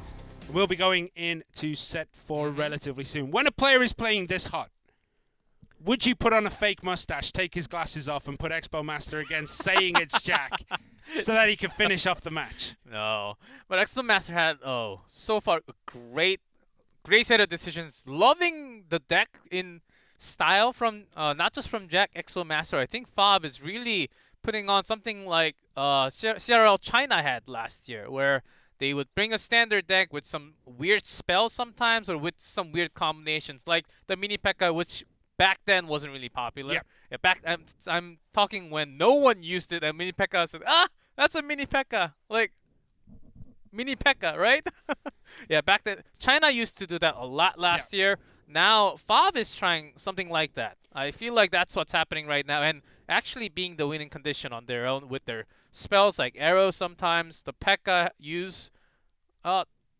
I would say the coaching staff has been really working hard. I love those changes. Yeah, with most of the decks in the meta right now, there is one card that you're like, okay, I can cut this one and tailor it to my opponent. I know my opponent likes X decks, so I'm going to cut this card out and throw in Y. And also harder to expect that card to come out in the middle of the match, especially when you're just holding 2. Yeah. And especially when your opponent is holding 1-2 card, you also have to think, what's he holding? I mean, it's got to be this set of cards, but if it's out of those cards, then you have to change your cycle all of a sudden. Well, if you know a player does that as well, and a player is holding 2 cards at the end, and you're like, well, if it was Sparky Giant, I believe he would have played it 30 seconds ago, so it must be something different. And then you start to adjust, thinking you can find a window, and then it's Giant Sparky. It is going to be Jack. All right, Fob. They want to seal this match in set 4. What line, okay? Well, Talon want to shut the door, seemingly throwing line out. We're having lots of rematches from King of the Hill in this 1v1 set. Yep. And if it goes the same way it did earlier, Jack has won this one because he beat line. Yes, it was only one game, and I don't think Wall Breaker is the key for today. It's RG Firecracker or even the Hogs. I think slightly moving away from the Wall Breaker can actually raise your chance of winning. Are you saying this because you know it has such a low win rate? No, even today, what we are seeing from both sides, Wall Breaker just not being the key. Not just because of Cage, but a lot of other win conditions are certainly performing better. Let's see. Well, it's not just that. Even with, like, you know that cycle is in, you're going to bring logs, which makes the Wall Breakers even worse. And you only played that against 5 million times within the last 3 weeks. Exactly. So I think, yeah, you're right. I think Wall Breakers just has kind of fallen out the tournament meta here. So let's see if it's... Marcher. Yeah, with the... Magic Archer getting quite a few hits in there, 2033. Maybe the first graveyard of the day from line with those archers instead of Musketeer. Giant played at the back, slowly gonna make its way through. What is he gonna be bringing? I think this is exactly what Fob has today. Okay, let's bring the old combination with the new. Along with the Giant Miner Poison. Mini P.E.K.K.A to help that Giant push along. Good luck there, just making space for that Miner to turn around onto the tower, and it will eat a lot of archer shots. And here is the first graveyard of today. How well is it going to fare with the Magic Archer there? Not very well.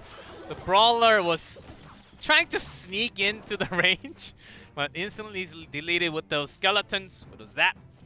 A good finish for Jack, but that was actually okay damage for line. Yeah, it looked as though no damage was going to get taken for the longest of time, and then right as Graveyard is finishing, it's like, boom, 400 damage. And you're like, okay, cool. Yeah, so 3.5. Graveyard cycle for line, which is not bad for Jack either. Magic Archer and the rest. Pretty quick in cycle too, and logs that to save the day whenever he needs it. But against the delivery, how well can he actually connect the damage? Well, he has been connecting damage quite well thus far. The Magic Archer does make it difficult to perfectly defend because you have to think about the exact positioning, and sometimes you put your units in a position that you're not happy with just to avoid that incidental damage from the Magic Archer. But we see here a giant push coming down the right. Mini P.E.K.K.A play behind. There's some bats there.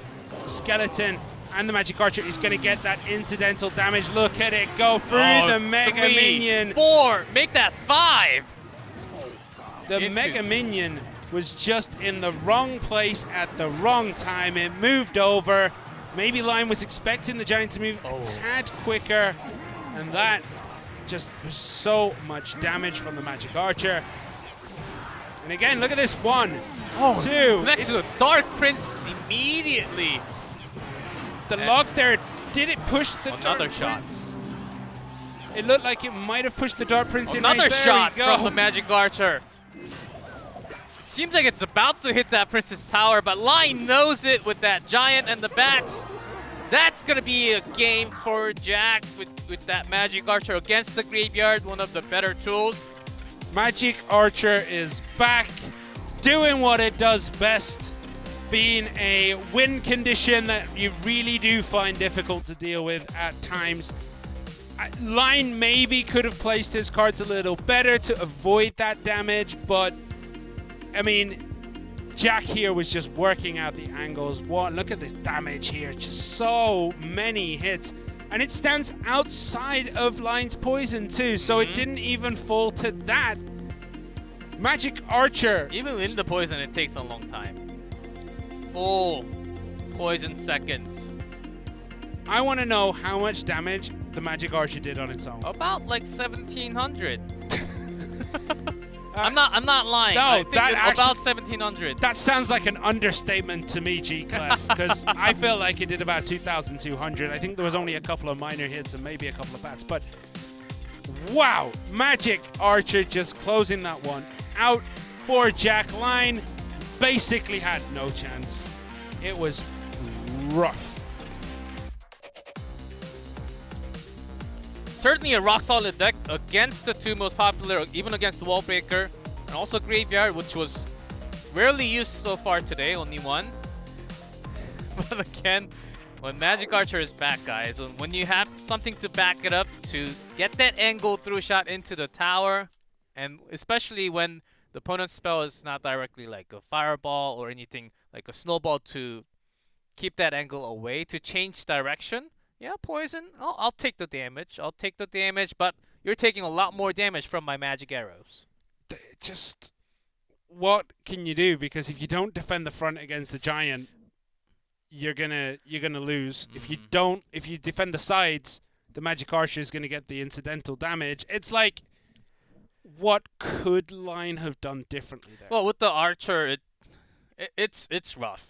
If maybe with the Musketeer, I think he could have been having a somewhat of a better time deleting that Giant. Also not, because the log has been pushing those Archer along with the minor hits, sometimes removing at least one or both of the Archers. The defensive troops were actually getting a lot weaker of a shield all the time against all those offensive troops.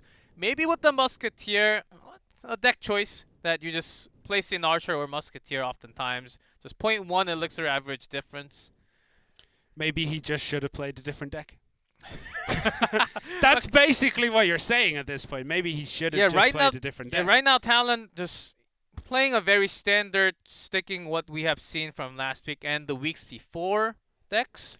But Fob totally on a different page, moving forward to the next level, and Talon just not up to par. Yeah, it is almost as if Fob Gaming just like, okay. They're already on June patch. Yeah, mate, week 1 playoff, we're going to be this team. Week 2 playoff, we're going to be this team. And when we get to the finals, we're going to be a completely different team. We're going to be playing only spell cycle to win the games. rocket, fireball, everything directly on the tower. That's what we're going to do. But anyway, Fav Gaming's Jack in blue at the bottom has a chance to close out the whole match if he beats Line here. But Line could start the comeback and almost mirror what happened last week to Fav Gaming. See a little bit more. So before that, Snowball was sneaking RG for a second, but another Magic Archer. Well, if it works so well in game 1, why not use it in game 2? With Goblin Cage and Poison.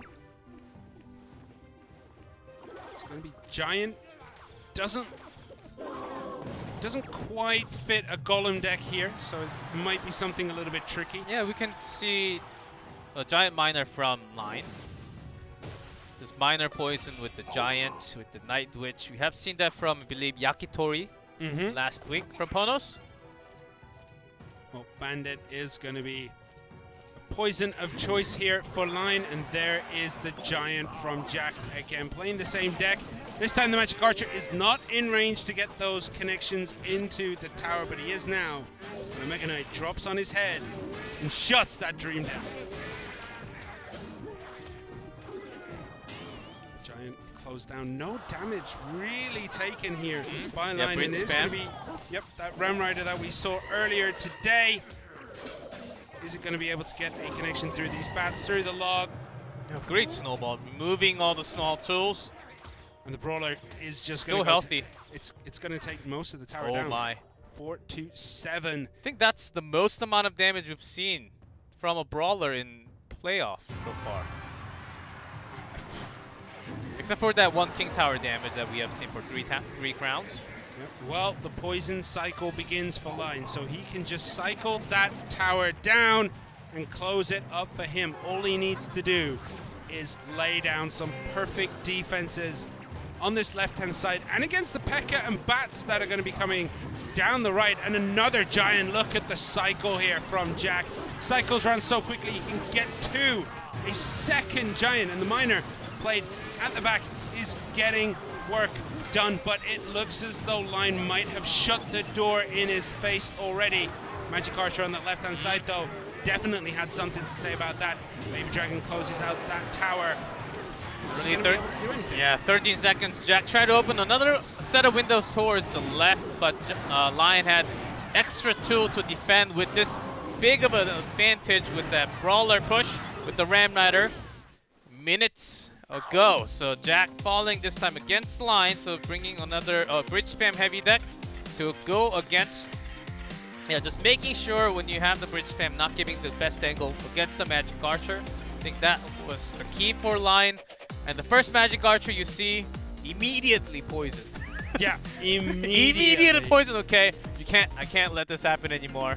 Well, I mean, go down to the poison. In game 1, he did miss a poison. This time round, the Magic Archer is like, I'm not playing games. I'm going to make sure that it's right in the middle of it. And I mean, it's the snowball there. The hit, and then look at that. Just this Brawler goes to down 4-7 before it dies. And I mean, at that point, when both of your towers are super healthy, you can play around and find different ways to get the most effective elixir down on that tower. And that is exactly what Line did. We're going to go to game 3 between these two players.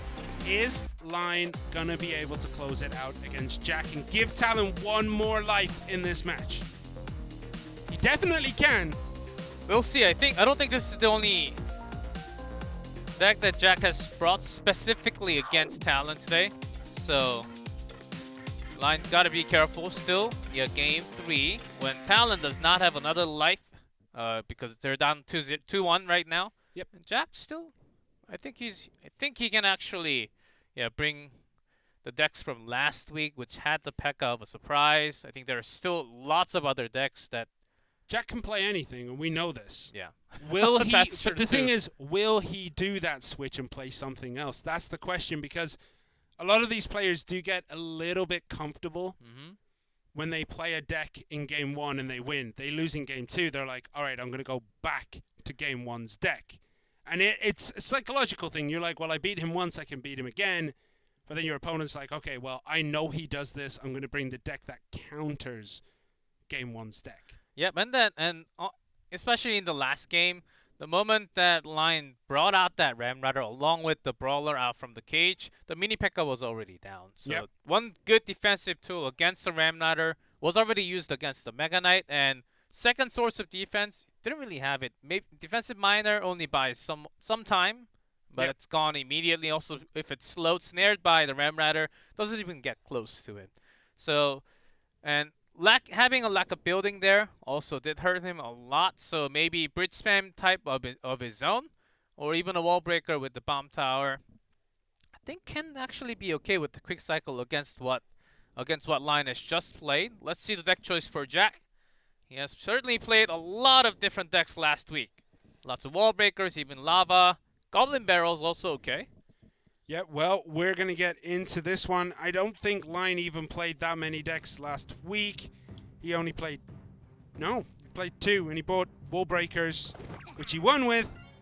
And the lava miner, Hound, yeah. Lava miner with the barbarians. that he lost with. And a Royal Ghost here from Jack. So it is most likely bridge spam from Jack here. And what has Line in store? We've seen, even on the ladder, we've seen some battle ram. Along with the Royal, going back old times with the P.E.K.K.A. Well, that's most likely what it is. We don't see Royal Ghost in many other decks unless he's being a little bit tricky here. Yeah. There is the P.E.K.K.A played at the back. Yeah, good lock timing there to basically eat a shot away into the bandit. How is Line going to be able to handle this? E-Wiz does come down to clean up the bats, and the battle ramp down the right-hand side. P.E.K.K.A on his own. Line says, you've got your P.E.K.K.A, I've got my own. Yeah, well, the battle ram did connect, and a couple of hits from a Barbarian. 1935 remain. So he's going to have to use the bandit here to eat the charge. He's going to take that, and then he's going to turn around and charge into the miner. And pretty nicely cleaned up here for Jack. And so far, it looks as though Jack might actually just have this straight up in matchup. Let's see the control. Royal. That ghost will be one tough tool because you just have to play something against it. And Bandit, you want to get the dash, but against the ghost you don't. And Dark Prince, you want to go against like the E-Wiz or make sure it doesn't let the angle from the Magic Archer. But that ghost is going to screw up your chances, your defending troop timing against that Magic Archer. Yeah, well, Magic Archer played in the perfect position to get the damage through the E-Wiz, and look at how much it's getting done. 1269 remains there. And straight away, loads up down that left-hand side. And you're right, Royal Ghost is just tricky to deal with. You don't want to put too much elixir into it, but if you don't put enough. So let's see Line. Okay, you took this much damage. It comes the counter. As long as those bats are gone, okay, Jack doesn't have to worry about anything. Miner, okay, you can take some couple hundred as long as those bats are not connecting. Threads the needle, does the battle ram, doesn't get the charge damage, but one of the Barbarians did get a couple of hits in there. Bandit gets the charge in. Mini P.E.K.K.A is going to clean up the E-Wiz, but then quickly succumb to its wounds. Yeah, Bandit's potential cuts down by half when there's a ghost on the other side. Yeah, even these type of few scratches will actually hurt a lot for Line because he has to think about both sides because of the battle ramp. Love to delay this charge coming through, but Good I think angle. it's going to get at least one barb hit again. So it's all stacking up here for Jack, who can close it out for Ponos. Okay, yeah, Line did get a charge in, but the Royal Ghost is just going to town on that tower. 4-2-3 remain, and it's all slipping away for Line. Can he close it back? That is the question. Can he come back into this? There is 1 minute and 20 seconds remaining. Jack has a very strong advantage, but the one thing about this deck is it never usually carries a very big spell. So if you could just stop these pushes coming through, it's real difficult to start cycling snowballs. It does have a poison with this left one. and the right together. So Lion's gotta make sure that P.E.K.K.A survives for a long time. But the defensive miner wasn't actually used last time, so he does have the chance because sneaking towards the left. There's the miner now. One more poison will finish this for Jack. If he can get round to it before taking critical damage, Ewiz eats up those bats. And there is the poison. Jack looks like he's going to take game 3 here and close it out for Fav Gaming, who take set 4, game, set, and match. And they advance to the next round of the losers bracket. Congratulations to Fav, commiserations to Talon, who are out of the tournament. Talon, they had some good counter punches, but it wasn't strong enough. And for the day, I think Fav was on a next level of preparation. And in the playoff, it is different from the regular season. I think this is exactly what you have to show in the playoff. Show something different and prove that on stage. Prepare against your opponent specifically to have these kind of wins. Seriously love the deck choices and the card adjustments. Small little adjustment, not just in spells, but in key cards, especially the Bandit. And yeah, Jack just suddenly bringing out all the classic decks back to its form and making it work on stage. Yeah, this is the Fav we love to see. A dominant force of Clash Royale esports. We will be back after the break to watch TTG against the other Japanese team, that is Ponos.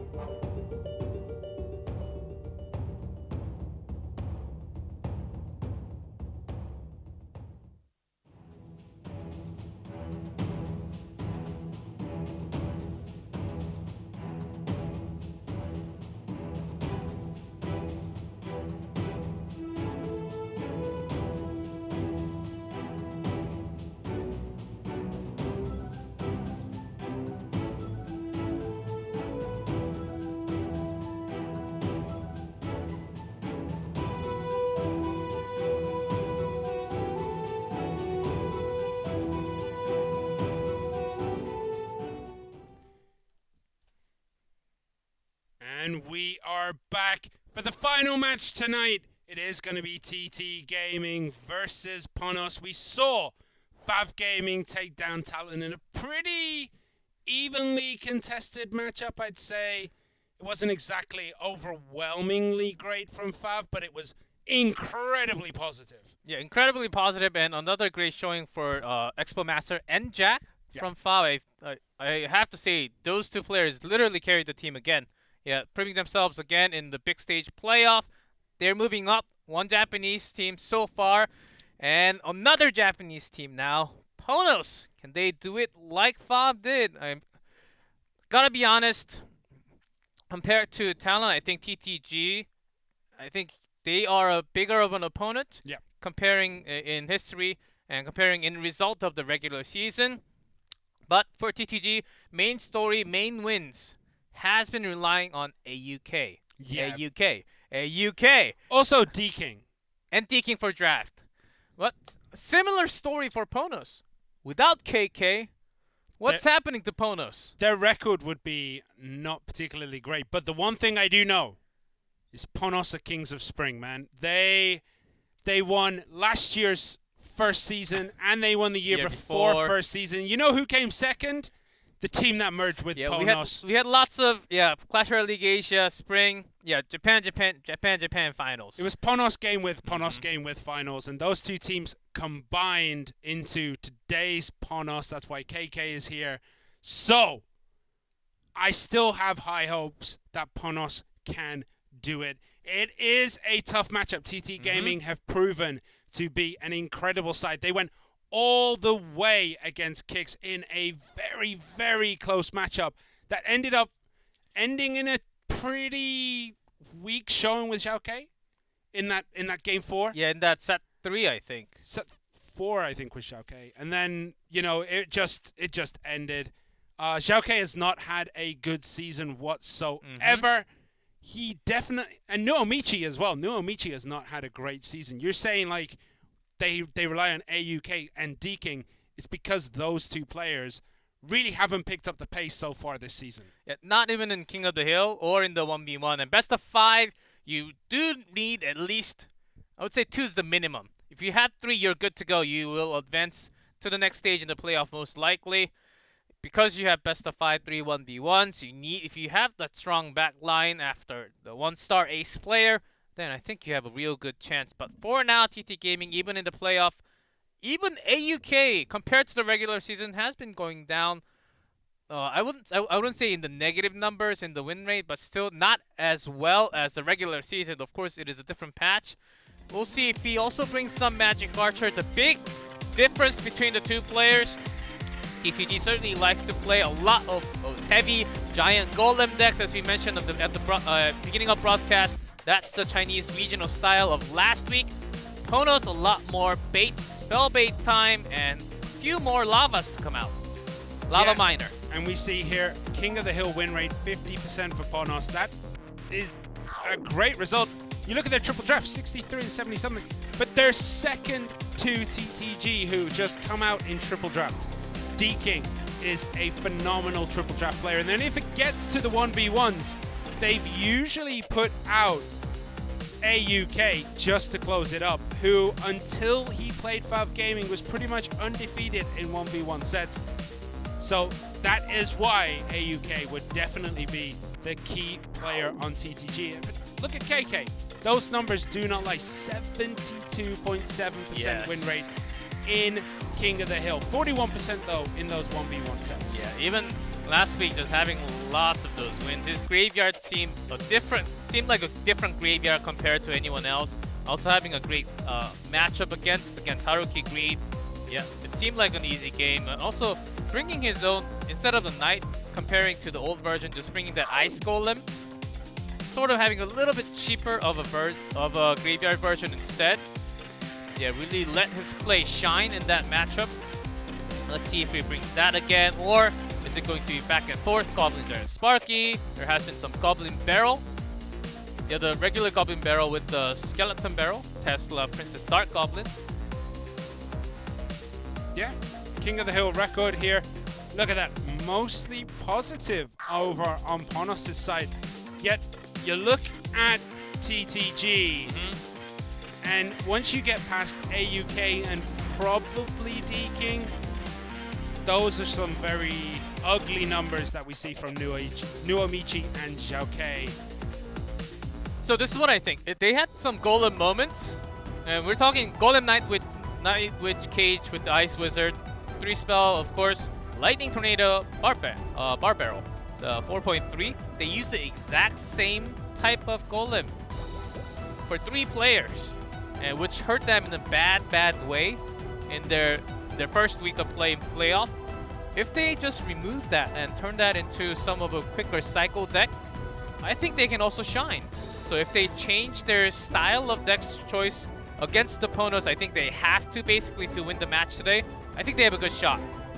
Yeah, well, we do see Reiki Jones and D-King up first. As far as I know, these 2 players have never played these against each other so far this season. Just double checking. No, they have not. So D-King and Reiki Jones have not played against each other. Yeah, Reiki had the Balloon Lumberjack last time with the heal. Just 1 game in the King of the Hill against Team Timing's Haruki.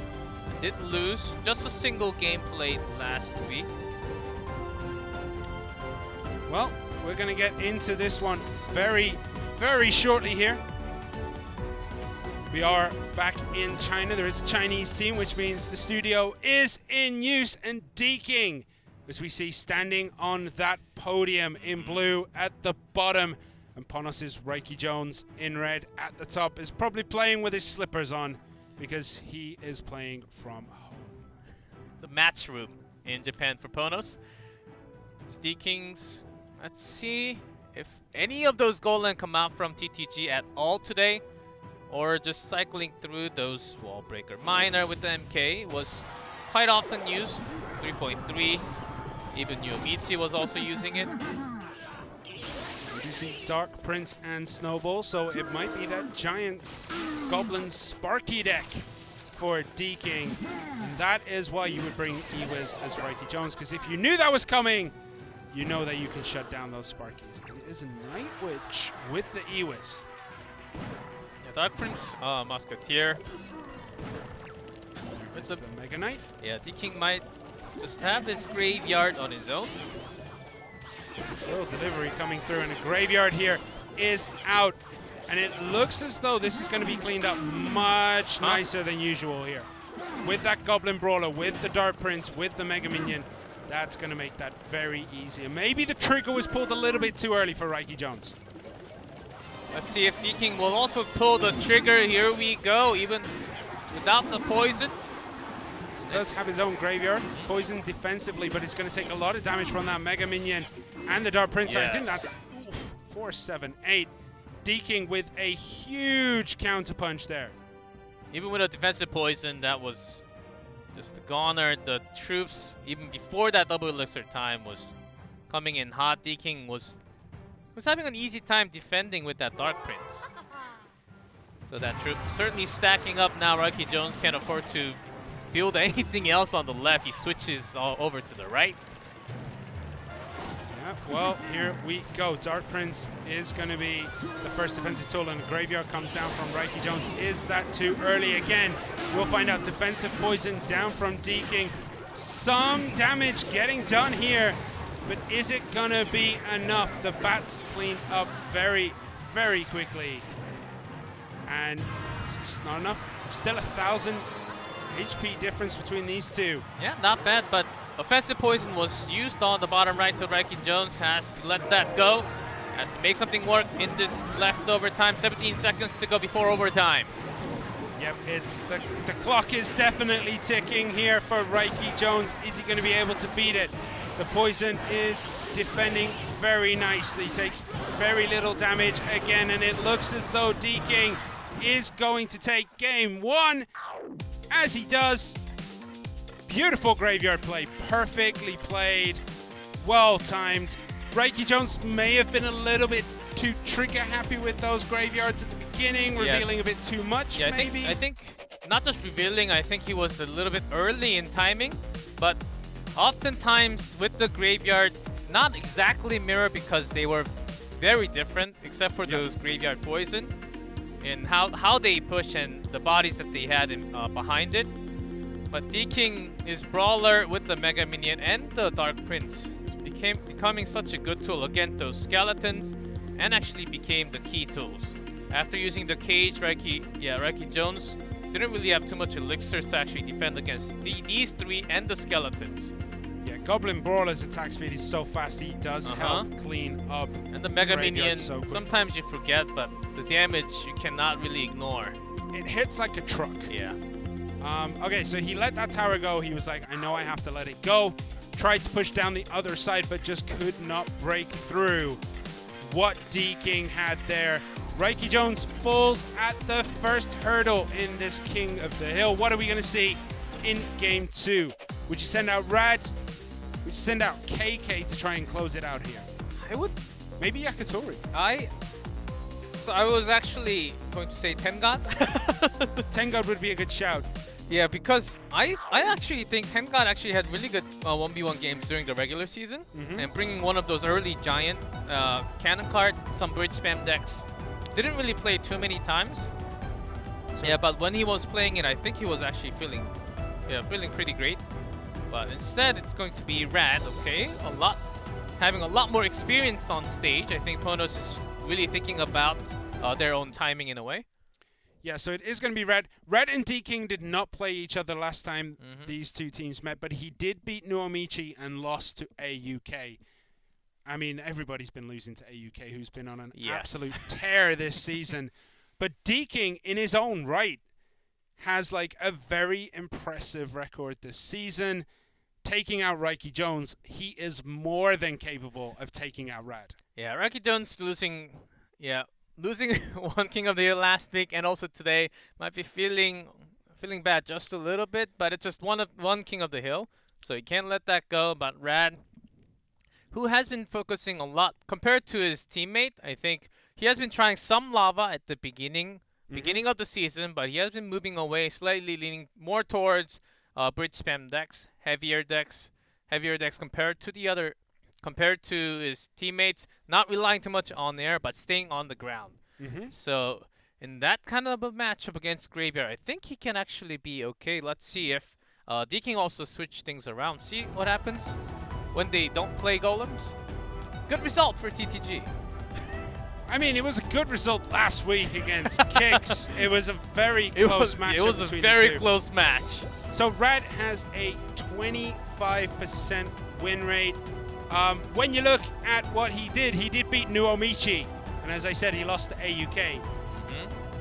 Nuomichi is his only victory this season in King of the Hill. Actually, it's his only victory this season.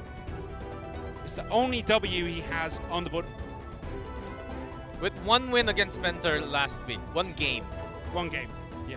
But his draft wins are insane. Oh, that's triple D-King. draft. I'm talking Rad. Oh, you're talking Rad, okay. Yeah. Rad has not, not had a good time. Yeah, also lost against Haruki last week. Yeah, right with Reiki Jones. Was also another member losing against him. Playing that Lava Miner. Well, we'll see what happens. D-King in blue again at the bottom. Rad in red at the top, throwing out the emojis here.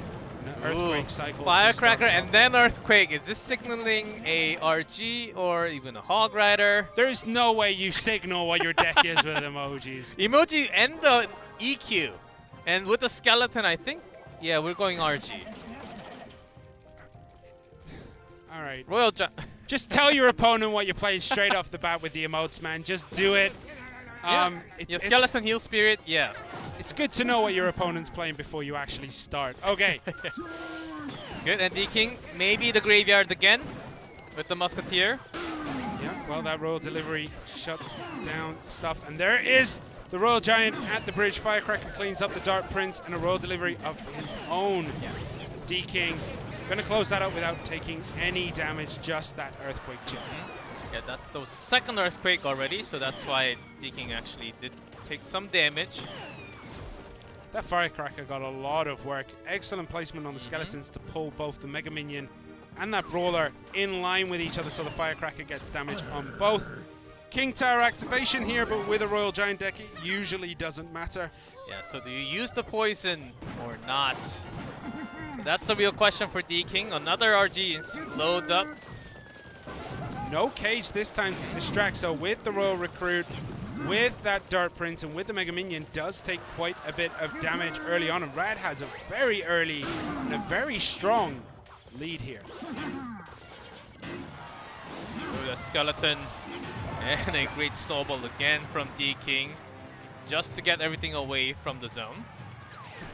Yeah, Dart Prince and Mega Minion was integral to D-King's victory in the last game against Reiki Jones, and was almost the same again. It was almost a rinse and repeat of having a Dart Prince and a Mega Minion on the tower, just going to town.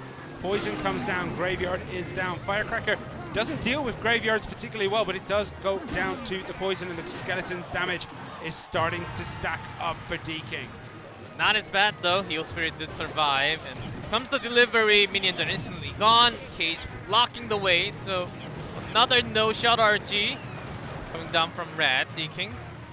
Yeah, the Firecracker do want to. You really don't want to use the poison for the Firecracker, but you want to pair it up with the Graveyard all the time. She just generates so much value. This Dart Prince charges on through. The Graveyard is played down. The Poison is there. Good all the way at the back, just in case of those minion placements. Yeah, the delivery did a good job, but the Skeletons are getting quite a bit of damage through. 8-14 remain. But look at this tower go down to the Royal Giant and EQ. 4-4-8 remaining. So another cycle. D-King not really having the best timing with those Graveyard. Now here he comes. Good snowball, slowing things down. These Skeletons are getting work done. 2-2-2. One more hit. I think that might be enough. I think a Skeleton got a hit underneath that Poison, and that is it. D-King taking game 2. And Ponos doing what they do most weeks. Falling down to KK. Assuming KK comes out in game 3, this seems repetitive from Ponos, that they have to rely on basically their superstar. So lots of both decks played many times during the season and even after the patch. Loved the placements of those Cage against the RG immediately onto the bridge so that the Cage goes down and the Brawler starts to hit that RG immediately right after it pops. Yep, and the Brawler does so much damage so quickly. It has such a high attack speed. And here we just see a nice little Graveyard come out. And even though the delivery came down to distract the Prince, that's Snowball. Snowball pushed the minions away. They did get healed back up.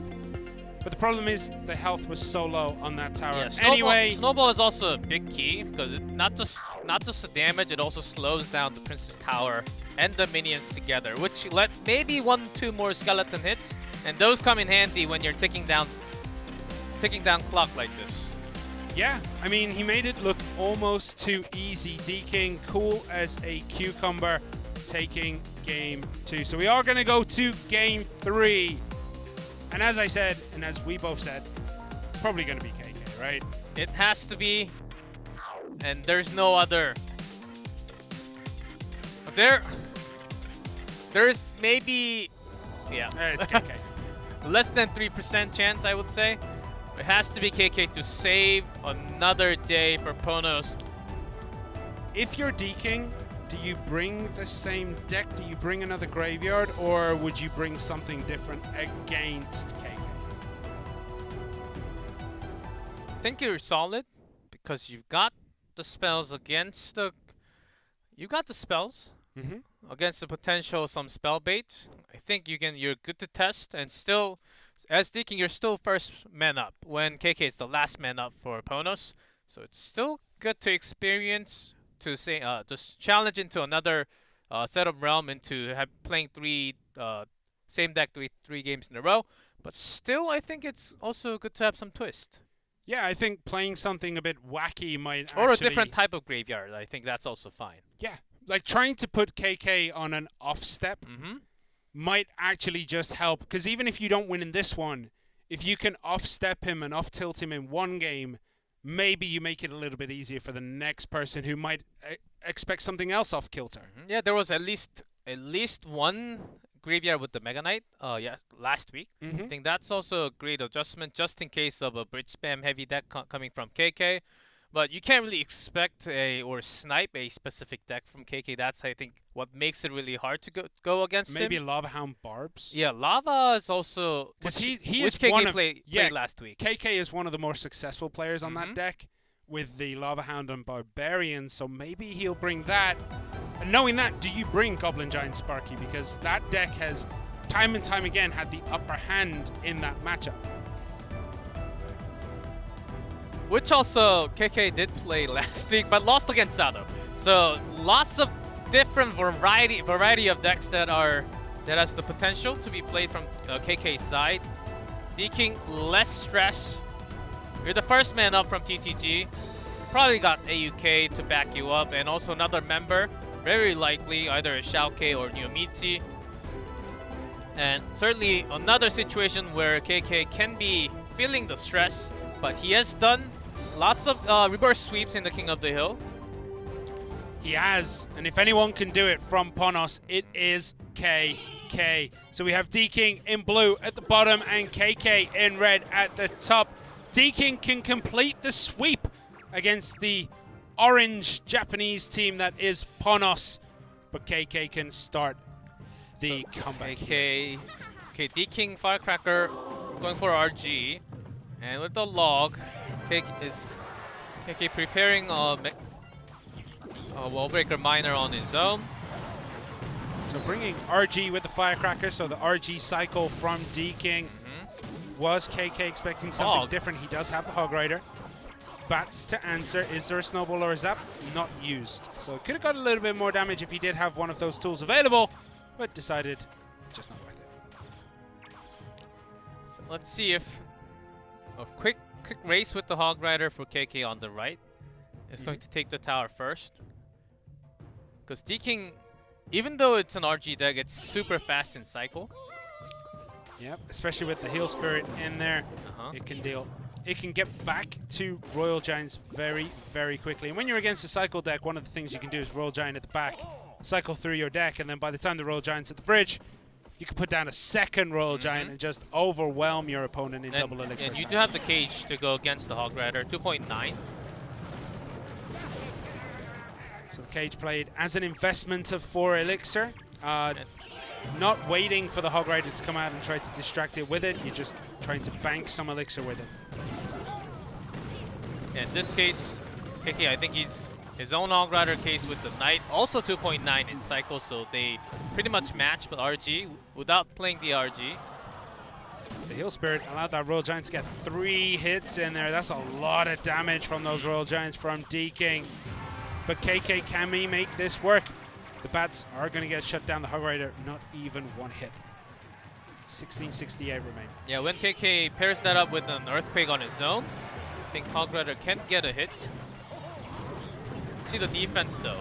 You have to get a better trade because there are not too many great tools to defend RG perfectly. You get that 1 hit and 1 hit from the Hog Rider as well. So Royal Giant getting 1 hit.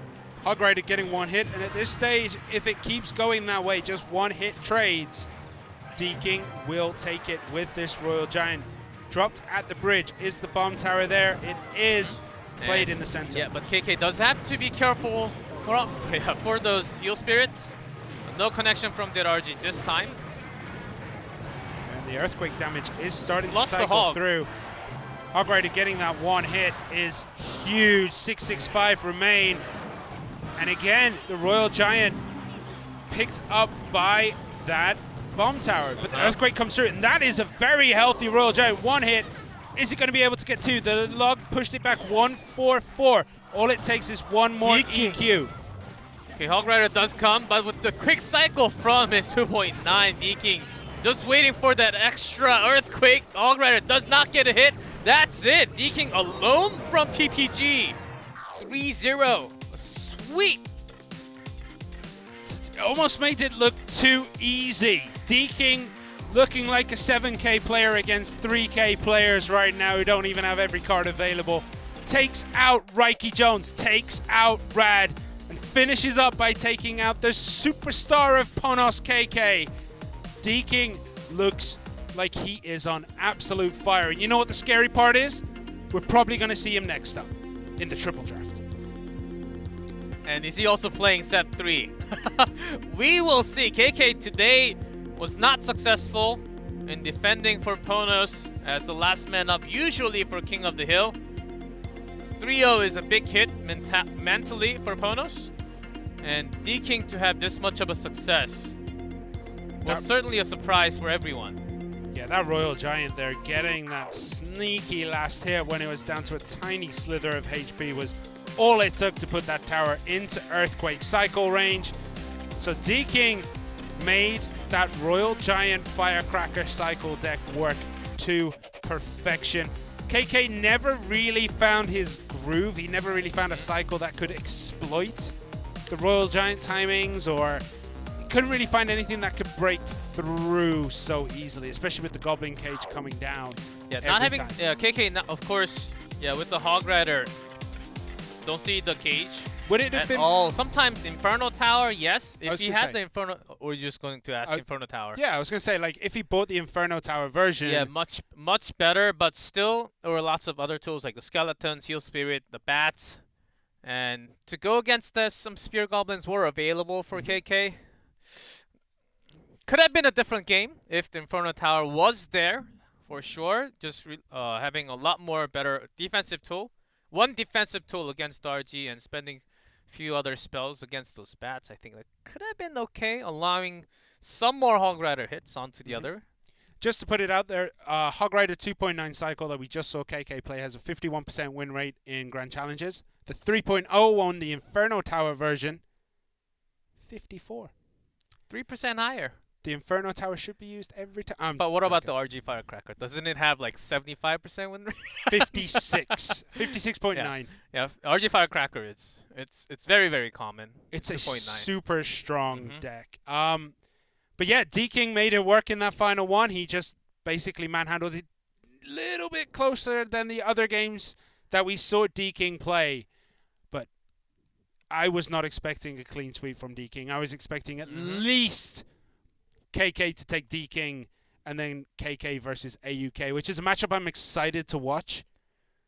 And I'm so upset that D-King has denied me that opportunity. Well, let's see if it happens in like set 3, set 4 when we get into that 1v1. But time for triple draft though.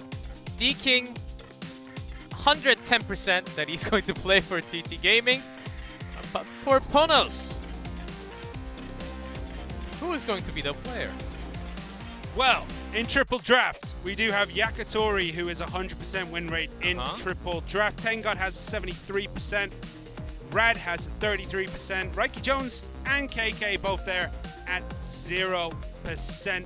But when you look at TTG, there's only one player it will ever be. Yeah, and 68.4% win rate, 19 games played. That's an insane record right now. I mean, the people he has beaten KK before in triple draft.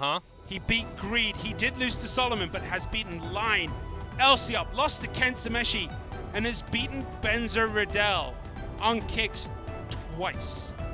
Yes, once again in the playoff, which I also like a lot from his deck choices, was from last week. Yeah, only actually lost once against Kenzumeshi. Yeah, Tengod did play the most amount of triple draft in the regular season. 11 games.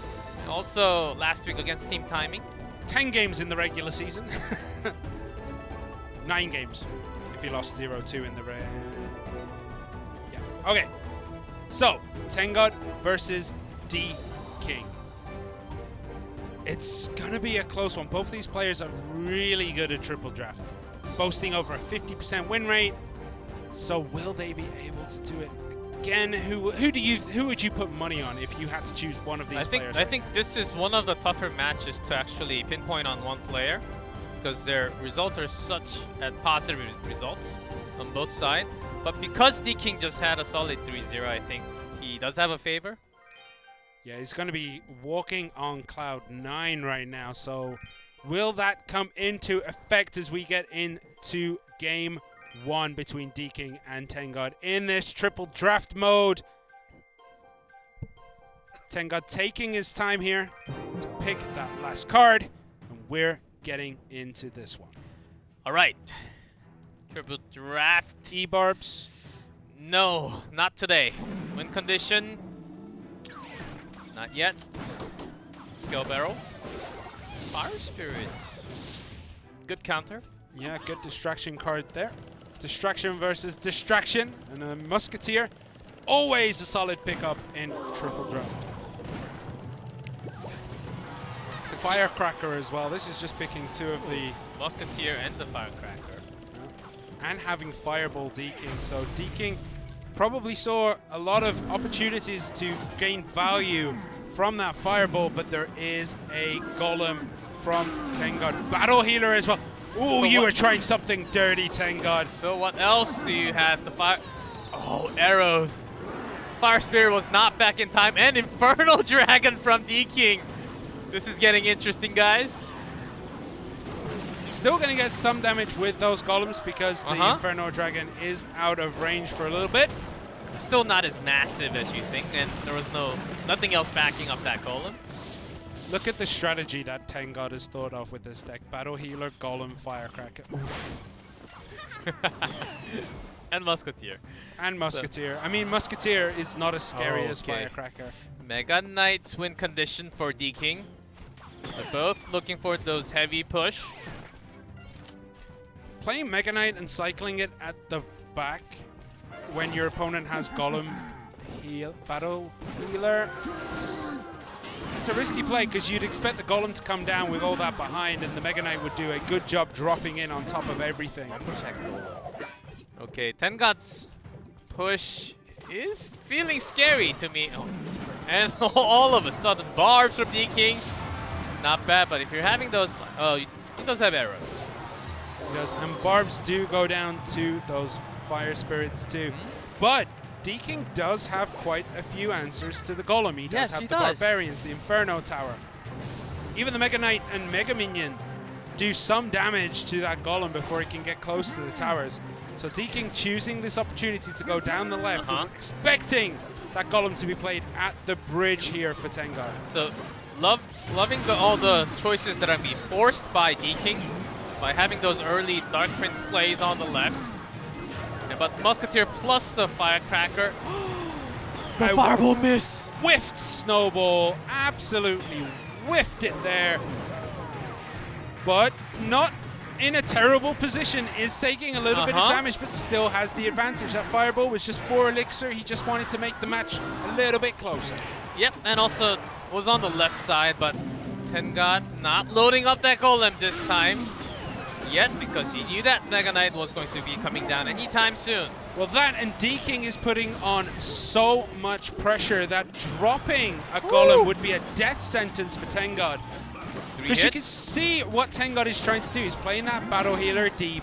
He's waiting until he has the elixir for that Golem and wants to put it in front. And D-King instantly spends a lot of elixir on the left-hand side that would be quicker to reach the tower and quicker to take it down than the Golem would be. Yep, and the Dark, yeah, exactly right. Dark Prince on the other side where Golem is supposed to be on. So D-King always pressuring and making sure he has that Inferno Dragon in his hand. So Tengod can't really find the perfect time yet to drop that Golem until now with the Lumberjack, with the Firecracker. Expecting the Battle Healer to come down eventually, but needs the 2 Firecrackers and they are fireballed away. So that Inferno Dragon was played a little bit too high.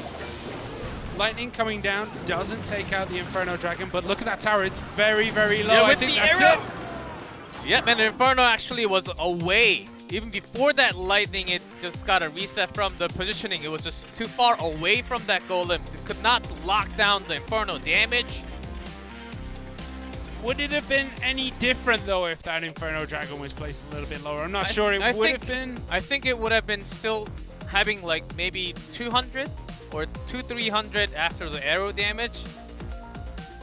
Well, Tengod takes game 1. It was looking pretty rough for him. He was being moved around the map. He was being controlled expertly well by D-King. And you could see what he was trying to do. Tenga was trying to get these battle healers behind the columns and to try and just that whiff snowball, fireball. It just hurts. But he was trying to like build up that mega push that we see with the elixir golem. However, he didn't. So what does he do? He's just like, okay, this isn't working out. I'm gonna defend, and I'm gonna make a huge push here. Doesn't need the battle healer at all. The Inferno Dragon misplaced. Fireball comes in. That was a good fireball. Look at that. The Inferno Dragon was just left in no man's land. Which I understand because of those firecrackers. If it's too close to the tower, then it's going to get that spread damage into the tower too, which all counts. Plus, yeah, it was just too much. It was too high. It had to deal with the lumberjack as well. But it was a really hard position that Tenga eventually put D-King in. So that was very much like a tug of war. D-King was pulling and pulling and pulling, and he was almost pulling away. He had basically Tenga down to rights. He was winning in cycle. He was winning in damage. He was just playing phenomenally, forcing Tenga to do things he wasn't comfortable with. Tenga switched it up, basically put giant rods in his shoes so that he got more traction in the dirt and pulled it back the other way. So you have the golem and your opponent has Inferno Dragon and those barbarians. What's going through your head right now? You'd be like, well, I guess I just have to wait for perfect lightning opportunity maybe. Well, that's one. That's one. But then the other hand, you're like, well, maybe.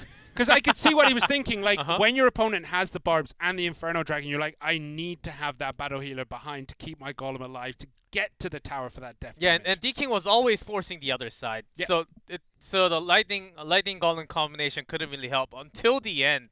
Yeah, which was pressured and forced by D-King all the time. And it wasn't until Tenga decided to drop the battle healer out of that push that he actually managed to break through. So the battle healer, I could see why you would want it, but in the end, he's just like, well, I'm just going to throw this rock at the tower, and I'll take it.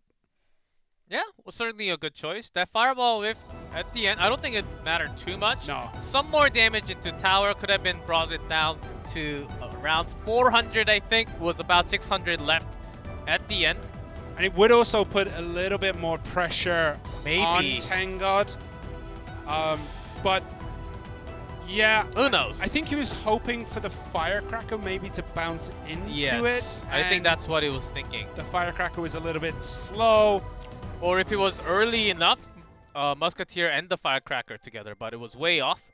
So let's toss that aside, toss that game one. And got so D-King right now is drafting those E-barbs. No, I'm telling you, it's going to be quick cycle this time with the wall breaker.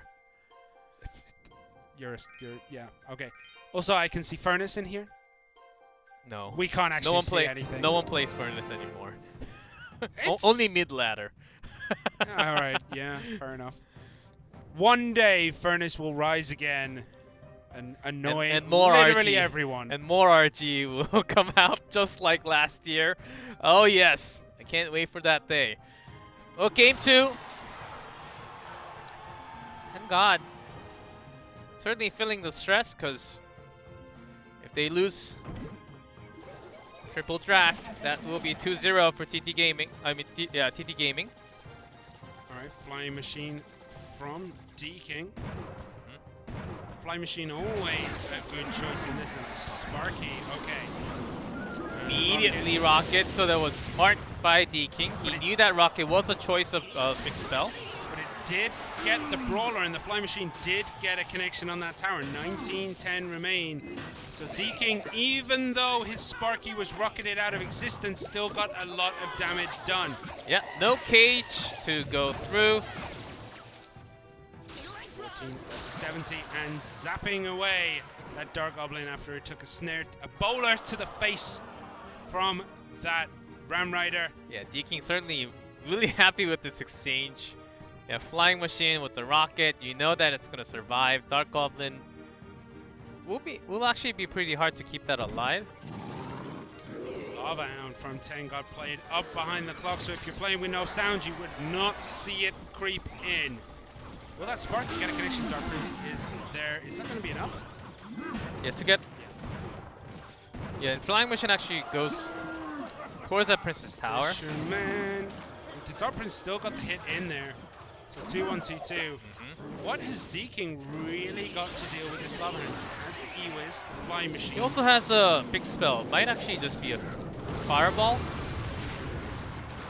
Needs to come into effect. The Barbarian's Blade underneath. That's going to eat a lot of this lava pup damage. Zap as well.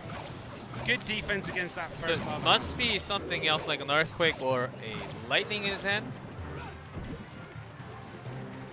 And there is the Flying Machine Blade in there. And the Night Witch slowly going to build up that value as she always does. Rocket on the E-Wiz. Yeah, Zap used early on because he had the Flying Machine to take the damage instead. And this Ram Rider, I don't know if there's much there. There is the cage to stop it, but is it still going to be able to get through? Hunter at the back. Lightning comes out from D-King, but not enough to buy enough time for that Ram Rider to get a connection. And a good stall though. Yeah. For D-King, not the best set of choices for spells against the lava, so lava's doing somewhat of a damage all the time. That Fisherman proving why that card used to be so popular. It's really good at just messing up the defenses of your opponent, and that E-Wiz shut down again here. 6-2-3 remains. Nice high Gob Cage there. Yeah, Tenga waiting for that time all the time. Yeah, just having that in his hand. Just in case. Now Sparky onto the right along with his barbs. He instantly shuts down that Night Witch. Is it gonna survive? Oh, it does. The Dark Prince came in a smidgen too late there. So the Sparky does drop.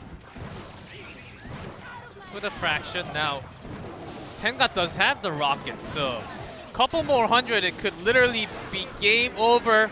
And Tenga gathering elixirs for the final spell, and that's it. Tenga brings a 2-0 for Ponos. Now we're all tied. Back to back victories against one of the strongest triple draft players. Tenga takes it 2-0. D-King's win rate in shambles. It's not really. It's still Yeah, I think really, the really big, healthy. big moment for Tenga was when he got the E-Wiz along with the tower with the single rocket. Well, he did that multiple times. He did it time and time again. Every time that E-Wiz was played too close to the tower, that rocket just shut it down. And look at the extra value you got. You got 3 barbs and a fisherman. Oh, Yeah, and one again on the left. So D-King had to be really precise on the placement and the timing, making sure you only play that when Tenga does not really have that amount of elixir. And the Lightning was just a smidgen too late. And then, you know, it didn't really have much of the tools you need against this. Like, what do you do against the pups? You zap them, I suppose. But with the rockets coming through, there's nothing you can do. Yeah, and D-King was using the zap defensively at first. But after thinking, okay, I have the lightning, but usually the Dark Goblin is being damaged, and with a zap I can just finish that off. So instead, he was holding it to use it against offensively along with the lightning if he had the chance, just in case of Ram Rider having an open chance after the cage. I think that's what D-King was thinking. Yeah, but Tenga just making it work a little better. Once again, it is 1-1 after the opening 2 sets. One team taking King of the Hill, the other team taking that triple draft, which means it all comes down to this 1v1 section. Okay, I want to say that if Ponos can take one of the early matches, assuming that like AUK and D-King are going to come out in the first 2 1v1s, so that TTG don't have to rely on Nuomichi or Zhao Kei. If one of Ponos' team takes a match there, I think in the final match they have a very strong chance of progressing. Okay, I get your point, yes. I think that's very likely. I think AUK has to pop out immediately. Yeah. Or D-King. D-King could come back out and basically play 6 because you wouldn't expect him to clean sweep, right? Yeah, I think that's the reason. But still, after the triple draft, do you expect him to play back-to-back matches after the triple draft? Yeah, usually there is could that be, little bit of... That could be a... Yeah, you need somewhat of a relief, some time to actually just fresh your head and then go back into 1v1. I think that helps a lot in mentality for player. So my guess is for TTG, just AUK, Yomichi, and maybe D-King at the last. Yeah, well, can you I imagine? think that's a good order. You play triple draft and you have like a ridiculous combo that actually worked. Let's say E-Barb's Rage. It actually worked in triple draft, and you're there. Your next match is a 1v1, and you're like, I know where I know what you're trying to say. E-Barb's Rage. I don't think we're that going time. there. Maybe I can make it work in 1v1. That's why you have this rest period, to put yourself back in the shoes of a 1v1 player. Okay, now I get your points. All right. So, in terms of 1v1, we do see AUK up there with 64.3, but we also see the menace that is KK at 66.7, but considerably less games played compared to his rival. And looking at the rest of the team, you can see that TTG rely very, very heavily on AUK in these 1v1 matchups. Yeah, similar, but in a different style because they have a different roster and how they rotate throughout. And who they play in what order is does change a lot more for Ponos. They're relying heavily on KK, but also Raiki Jones, Rad. Yakitori has been bringing some wins, actually. Yeah, he actually, was it 2-0 last week? Yakitori, yes, against Sado. Yep. 2 wins straight in that 1v1 set. So it is going to be Yakitori up first against AUK. So can Yakitori repeat what he did last week and 2-0 somebody? Or will he fall to the genius AUK? Yeah, AUK having 2-2. 2 wins, 2 losses from last week. Yakitori focusing a little bit more. Yeah, with 2 wins. 1 with Giant Miner. 1 with the Goblin Cage, Graveyard, the standard, what we see with the Dark Prince Musketeer. With the Poison and Delivery. So nothing out of standard for both. I don't expect to see any sort of P.E.K.K.A that we have seen from Bob. Well, we'll have to wait and see what we're going to see here.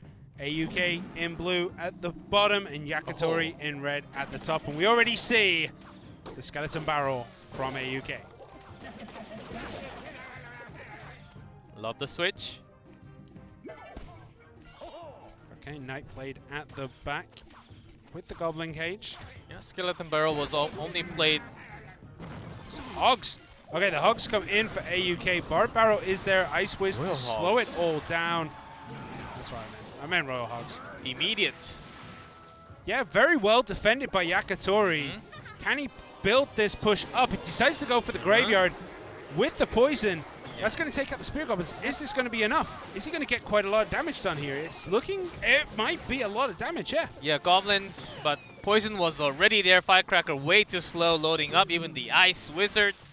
Yeah, that's getting work done. Yeah, it does a couple hundred damage left alone. Tornado, all that into the King Tower. Yeah, just think about your worst case scenario for AUK in this choice. We very rarely see Tornado now used defensively. We've seen it quite a bit offensively with things like Sparky, but defensively in this season after the change, we've barely seen it at all. Tornado with the Graveyard was actually played just once last week. And just paired that with the Golem, and that was it. Yeah, it's not a very popular card anymore, considering how popular it was before the change. So AUK has to defend another Graveyard here. Can he do it? The Poison instantly down. The delivery is down too, but some damage is sneaking through on these skeletons. That last Larry at the bottom there dealing an extra hit. Yeah, Yakitori having that pull with the cage. This time with the EQ, AUK is going to connect some damage, but not too much because of that Tornado. So AUK, your win condition now basically becomes the EQ, but you're taking way too much damage from the Graveyard all the time. Yeah, don't forget you can no longer tornado those hogs away for 0 damage, so that's why you take a little bit of damage and then tornado them into the center. You don't want to keep pulling those hogs into your king tower because you will lose the game.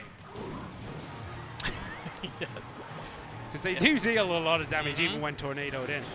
Okay, another graveyard loaded up. The Princess Tower is on that baby dragon. Nice. Poison is down again. Earthquake is there. All the cycle, all the damage is coming through. Is it going to be enough this push? No. 4-8-2 remains. So still a little bit away from that goal of winning this for Yakitori, but it is getting closer.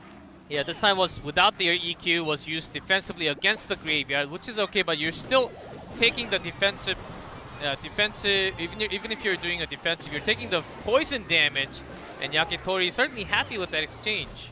Just a couple more skeleton hits here will be enough, and I think he's got it. 65 remain. It was looking like it was going to be enough. I thought just a couple more skellies had snuck through, but not quite. 65 remain. Poison will finish it. Tornado will not. It will only deal 48. There is the poison, and it is over. Yakitori takes game 1 against AUK. You expect the graveyard, but not the old version with the tornado. I don't think I've seen that at all since the balance changes. Tornado has been pretty much a very niche card. But he made it work. Which I think Yakitori has done the research and was expecting, because AUK was the player at the beginning, even in week 1, even into week 2, playing lots of Royal Hogs, bringing those wins for the team, but not at this time. Maybe thinking about some even Hogs or the Royal Hogs. That could have been the choice of possibility coming down. Yeah, great guess in the deck choices. Yeah, Royal Hogs just not getting it done. And I mean, it's always hard when you're staring down a matchup that you know is going to be rough. Like, you don't really have many tools to defend against the graveyard poison. What are you going to do? Put down your goblins? They die. Bats? They die. Firecracker isn't the best because it attacks too slow. He was, for the first 2 graveyard, AUK was putting down those goblins. Was being immediately brought down by the poison. Even the first delivery was actually off position to the top, not towards to the side, where the brawler could have helped a lot better and took a lot less damage. Maybe about 150 or even 200 damage less, but that did hurt him a lot more, using a lot more of defensive elixirs from AUK. Certainly a bad matchup, but you don't really expect that tornado to come out. But against AUK, I think it's a great choice. You're expecting those Hog Rider, which he was actually playing last week. Against Balloon, not really. It's still useful. Very risky. Yeah, still useful, but very risky, though. Because you might just lose the game. Yeah.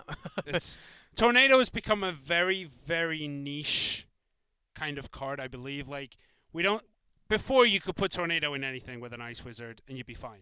Yeah. Now it's a much bigger risk. And not just the pull power, the time you gain to drag it away, and the time you gain in defense. 1 second might be enough.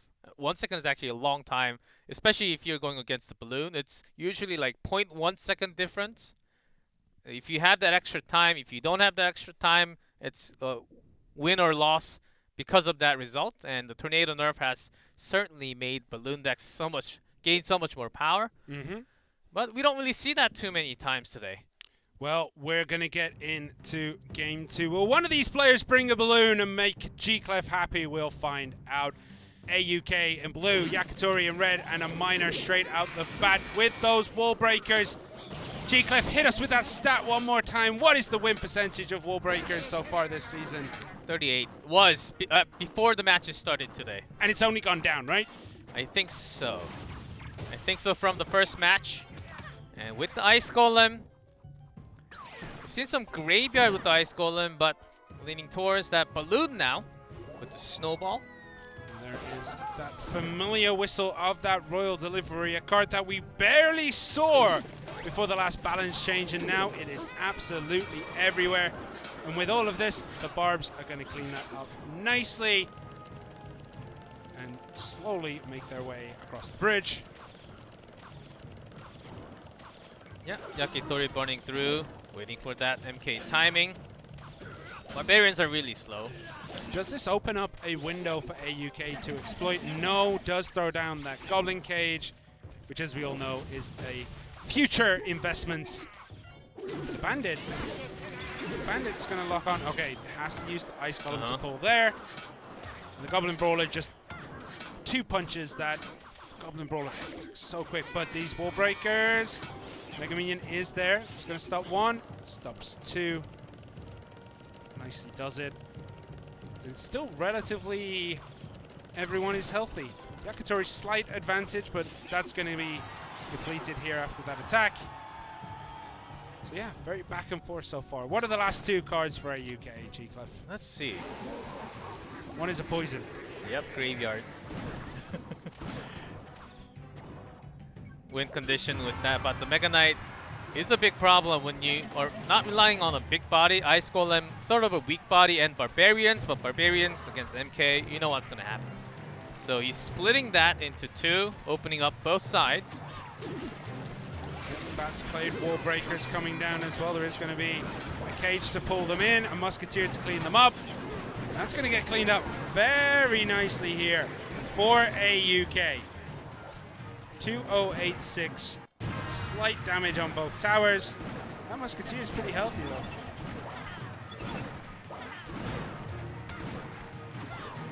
Bit of back and forth going on here. And Bandit's another card that AUK might have struggled to actually go against. All these wall breakers connect, has to snowball, but there's nothing there to follow up on the damage. 1, 2 connections there, and that is big in a game that has been as defensive as this, with so little damage coming through.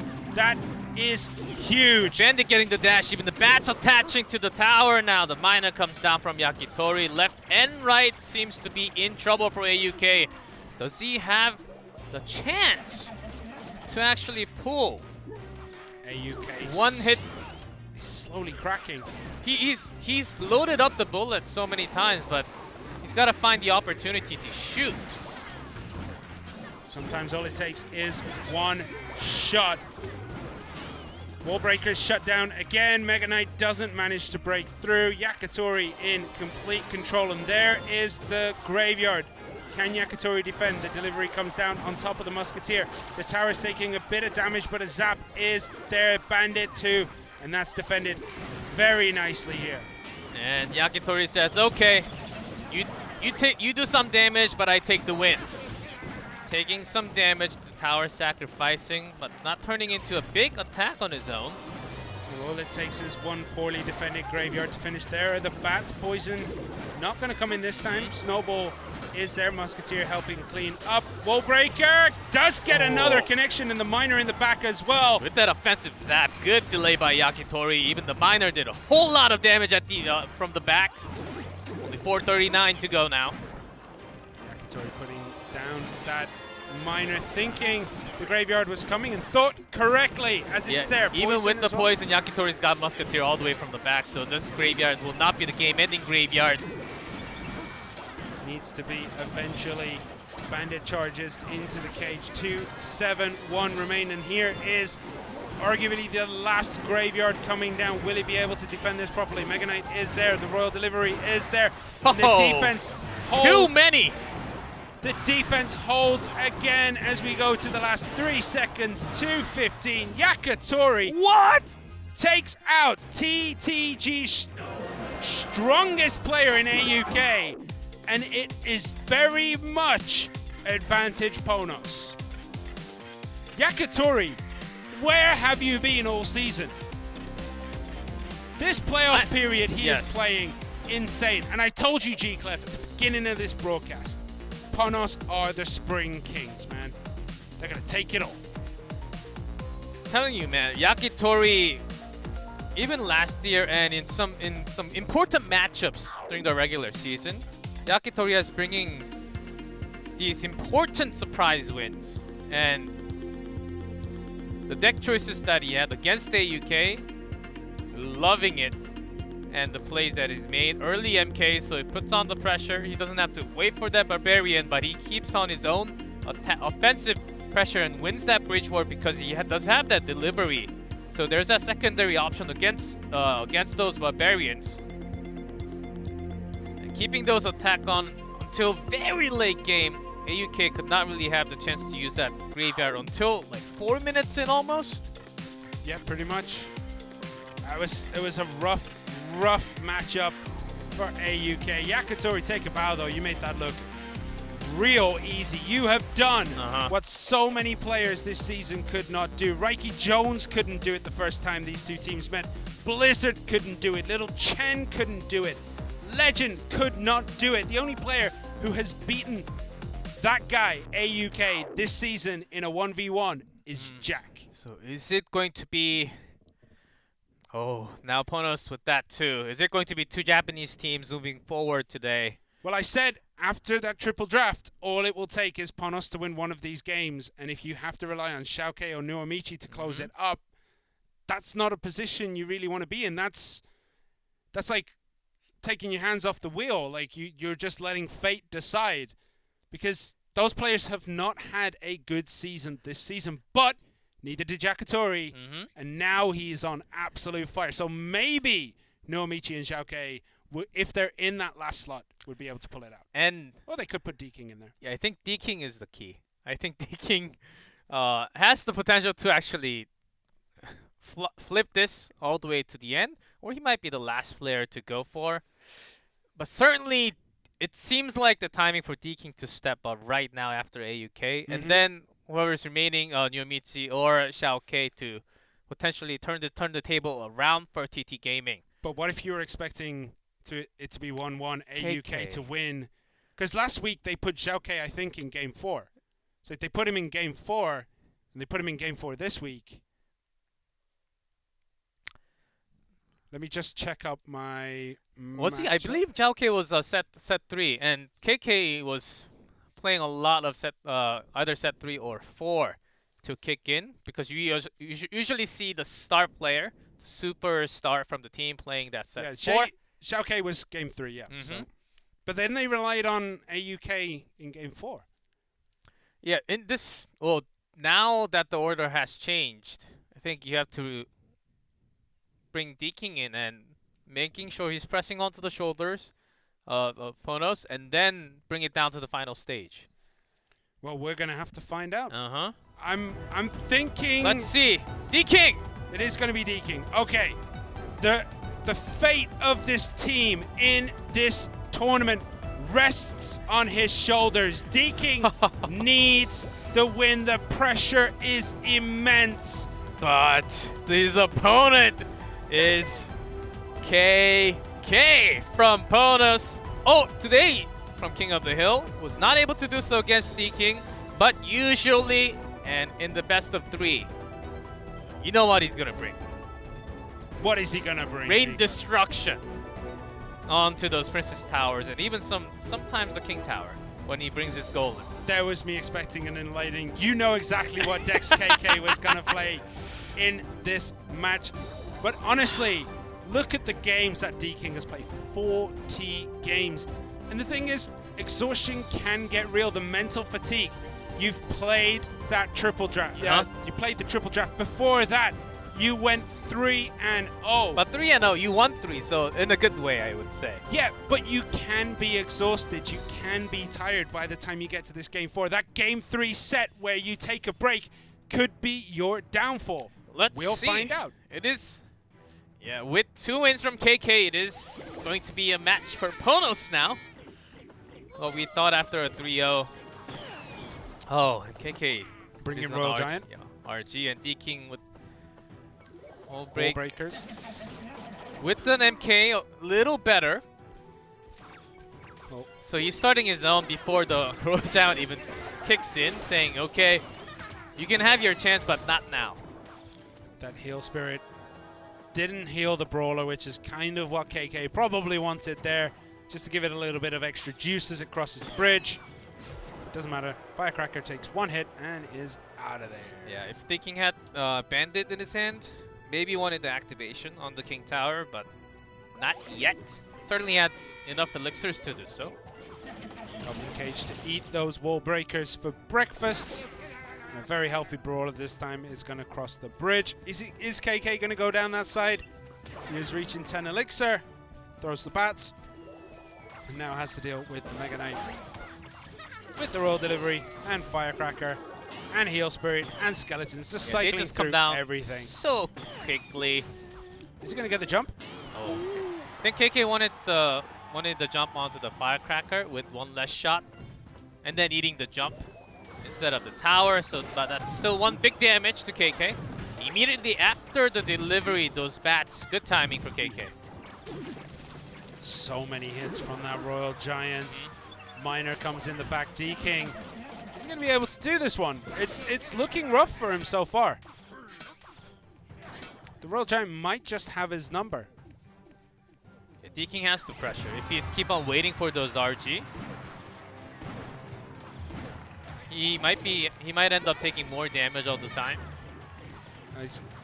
KK, all right, decides to let those wall breakers go on that side.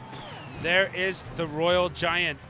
What does D-King have? He has all the elixir in the world to defend this perfectly, but it's still gonna take a couple of hits in here. Yeah, it's actually hard to defend this against perfectly. No cage for D-King. So he has to make more connections, especially with that bandit or even with the wall breakers on the left. Well, just like we saw, all it takes is 1 or 2 good connections for D-King, and he will be able to take this 994 on KK's tower, but this Royal Giant gets 2 more hits, 195 remain. Miner again in that back end, just getting work done. The bandit charge comes through, and D-King looks like he's going to steal it. Just in time with the tick. But now there is a lot of damage coming in on that right-hand side and on the left-hand side. So much damage. The pocket bandit. All the bandit players love to do that all the time. D-King's put out some massive damage already. Okay, RG getting that health back up with the heal. Not too bad. Yeah, but the Miner coming in the back, only answered by Skeleton 614. That's scary now. KK's defense is going to have to be spread super thin. Oh, the dash goes in! That is one of the big Nothing else problems. is that to help. So let's see the race. RG is there, but walking pretty slow with an earthquake. Oh, it's going to be close. 60 remain. Is there a cage to defend that? There is, but still takes a little bit of damage. 4 HP left! Miner has to be defended perfectly, but nothing else. Only the firecracker comes just a little too late. And D-King brings it down with an aggressive play with his own Mega Knight. D-King, it felt like he was a little bit sleepy at the beginning of that. He was not defending those Royal Giants probably. He was taking 4 or 5 hits at a time. Something snapped. And he just went ham. His aggression kicked up a notch, and he managed to just get the connections he needed. Like, the heal spirit there was huge. Yeah, as long as... So, that's being highlighted because delivery positioning, taking the heal spirit while keeping his own bats. Those are the actual keys. Eliminating all the damage potential. Which what KK wanted to do, but D-King stopped that from happening so many times, which allowed another bandit to have another dash and the dash again. And that Royal Delivery missed time, didn't catch that bandit. That is so hard to do every time. It's just really hard. 4 damage left. The Miner sneezes and finishes it up. D-King takes game 1. So I was talking, maybe the adrenaline was a little bit low for D-King at the beginning of that match, but he woke up. He came back and made the wall breakers work for him. Just getting damage in, the bandits, the miners, the wall breaker distractions, everything. Just made it work. And it almost looked like he was going to get a 3 crown. Yeah, for a second with those miners, bats, wall breakers connecting after the first crown, yes. D-King was certainly thinking about the 3 crown deal, but after he got the pocket dash with the bandit, okay. I can maybe just finish it off with the second crown here. Sometimes it's just safer. Like, you know, you get that blood vision. You're like, I'm going to get the triple crown. I'm going to get the 3 crown here. You commit too much. They defend.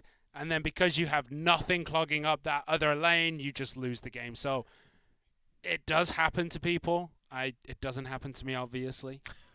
Yeah, but we have seen it before in Clash Royale League where the player decides, I'm going to go for the 3 crown because it's going to look cool, and then it backfires. Yes, sometimes, yeah. Especially when it actually has less than like 2,000 HP, especially when the remaining Princess Tower is pretty healthy. Yeah. And in this case, I think the King Tower was down to like 600-ish. No, it was like 1,200, 1,300. Really? After that push, yeah. But it still after the first push, okay. Yeah, after the first push. It still had more health than, less health than the Princess Tower. So yeah, by far. Yeah. The temptation was real, but he did not fall onto it. D-King did take game 1, and we're going to be getting into game 2 of D-King versus KK very, very shortly. KK has to win this to close it, to bring us to a match point for Ponos. But if D-King can win game 2, we're going to go down to that final set. All right, RG Firecracker. Yes and no's. So how do you change up? Do you just go back to your Hog Rider? Okay, so far. Hog Rider is a very comfort pick for KK. Will he be able to win this? And what version is he bringing? Is he going to bring something with the Bomb Tower? Is he going to bring the Inferno Tower, a little bit more expensive, but a little bit safer? We'll have to see. He might not even bring a building. Could be cannon. With the Spear Goblin, yeah, oftentimes with the Bomb Tower, but because you're going against D-King, I think Inferno Tower is actually a good adjustment but if you have to make Bomb it. Tower. Yeah, with the Knight, usually Bomb Tower. With the Valkyrie, Inferno. Oh, you could still do the 2.9 cycle with Knight, Royal Delivery, Spear Goblins. Yeah, but Inferno could have been okay against the Giant here. Giant Miner Poison. D-King wants to chip this down. Okay, the Hog Rider going down that right-hand side. Goblin Cage is there to defend. Poison comes in, zaps away that Knight.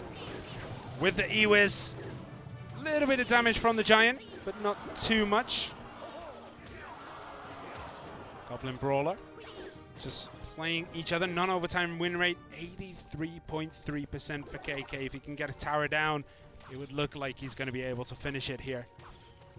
Yeah, just showing how aggressive he is and selection of his deck choices. Hog Rider decks, usually, unless it's like a super mirror match or super counter match, yeah, whenever you're getting a hit, usually within 4 minutes, I would say. Yeah. Okay, so the Miner at the back, the Night Witch is Delivery. looking healthy. Delivery does clean that up. Poison does come down to take care of those Spear Goblins. Bats will get a couple of scratches, but 15-33 remain. Yeah, with an EQ, and there was some traffic there in between the Hog Rider and the Knight. Rush hour.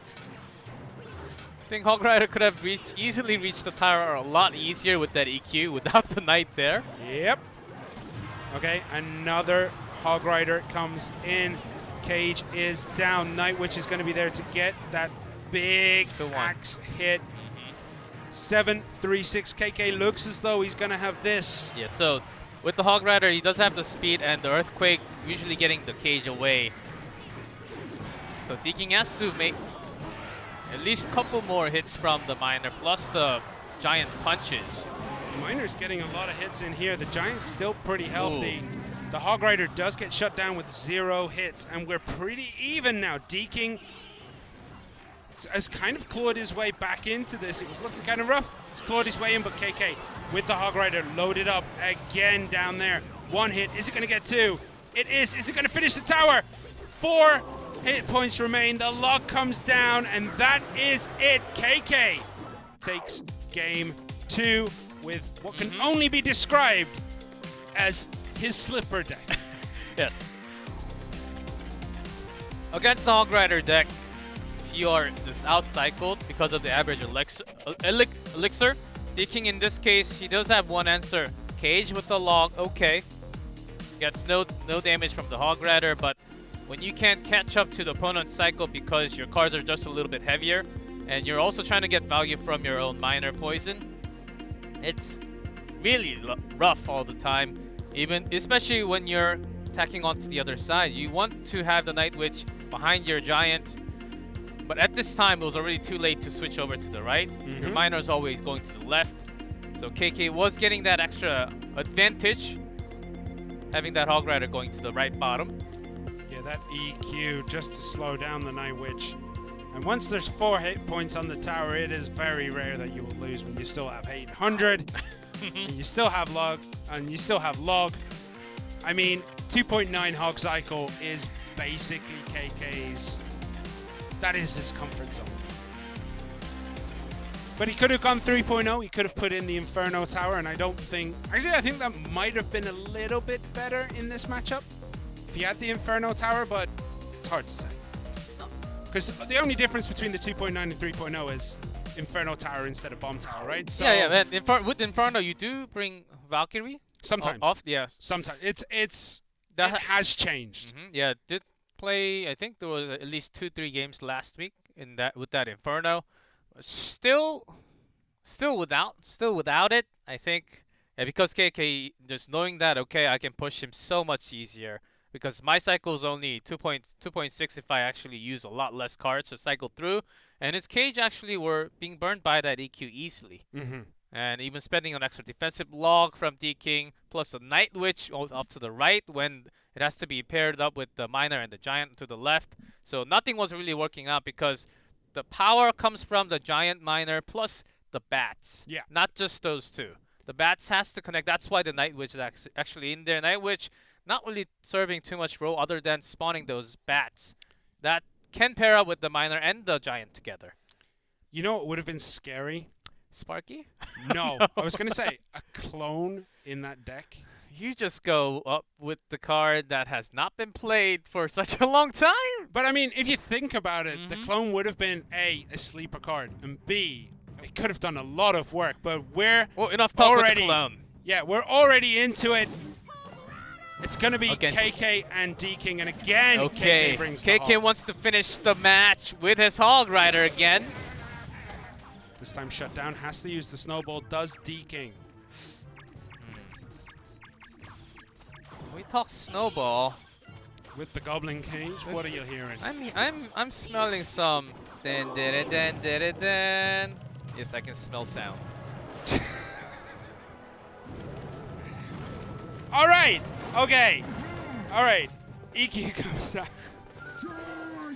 All right. So it looks like it is going to be Hog Cycle. Is it going to be 2.9 or 3.0? We'll find out when the building comes down.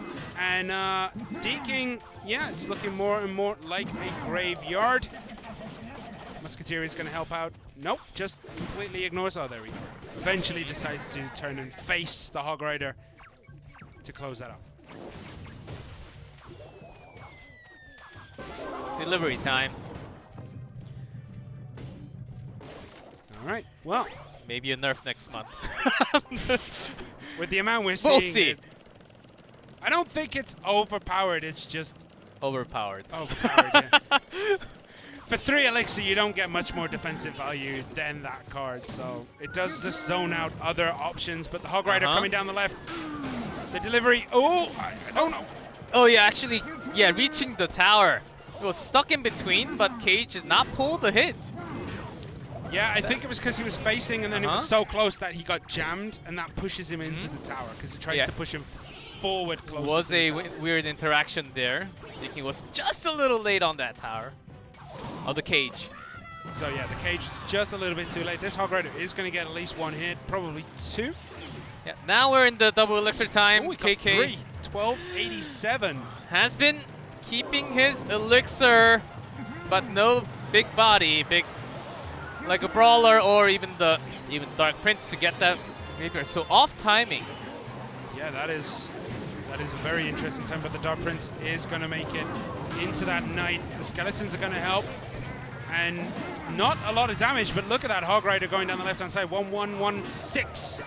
Still one hit with that EQ. Expected the cage to come down there. This time with the bats. Delivery pushes it a little bit closer, just the one hit. So KK has a very, very commanding lead. And if he does win this, he does close it out. It is Bomb Tower. Played very high to stop that Dart Prince from crossing the bridge. The death damage isn't even necessary here. Spear Goblins blocking few shots with an EQ. Hog Rider, even Snowball. Yeah. To keep any damage away. Deakin cannot take any more damage because the EQ and the offensive logs like these will burn the tower down in less than a minute. And a minute and 40 seconds is all he has left. Deakin is fighting for TT Gaming's life here. He has to win to keep their dream alive. But KK is a formidable opponent and has a huge advantage. Another EQ cycle down that bottom left. Is it going to be enough? The Graveyard again perfectly defended. Yeah, these did some damage, but not significant enough to actually bring the game into Deakin's hand. Another Hog Rider, so delivery plus the Snowball. Deakin throwing down everything on the left to defend that tower. But now he's got to defend. KK is on the defense here. The poison comes down, the delivery is there, the Spear Goblins are out of that poison, and it's all cleaned up. Yeah, here's the Hog Rider, another EQ. Perfect EQ timing against the cage. Now the Hog Rider, pretty safe, throwing down both of the spells, but you can't remove the Earthquake damage, so here comes the last Graveyard from Deakin and an offensive poison along with it. But the EQ played on the bottom left tower. KK closes out Game 3 and takes the match for Ponos. The Spring Kings are still in this tournament. TT Gaming are eliminated. Ponos advance to the losers bracket next round. Yeah, next round, that's immediately happening tomorrow. And the two Japanese teams are going to be facing against each other now. Five Gaming versus Ponos, that's match 8. The second match tomorrow, that's happening after the winner's bracket match. That's going to be exciting. So two Japanese teams moving on, and KK hog. To finish it off, I mean, it doesn't get any more KK slider style than that. Says, okay, bring whatever you got. You cannot stop my hog EQ. And I mean, it was just phenomenal Graveyard defense every time. He always waited for that poison to come down before putting the Spear Goblins down so they didn't get deleted by the poison. And Deakin tried everything to stop those Hog Riders, but it just wasn't enough. Eventually, KK will get back to that EQ, and the ground underneath TTG opened up and swallowed them whole as TTG are out. Still love the change from last week. Following the meta, not being the outsider. Not playing a lot less of a heavy. Only saw, I think, one giant minor poison without the Graveyard and without any golem being played by TTG.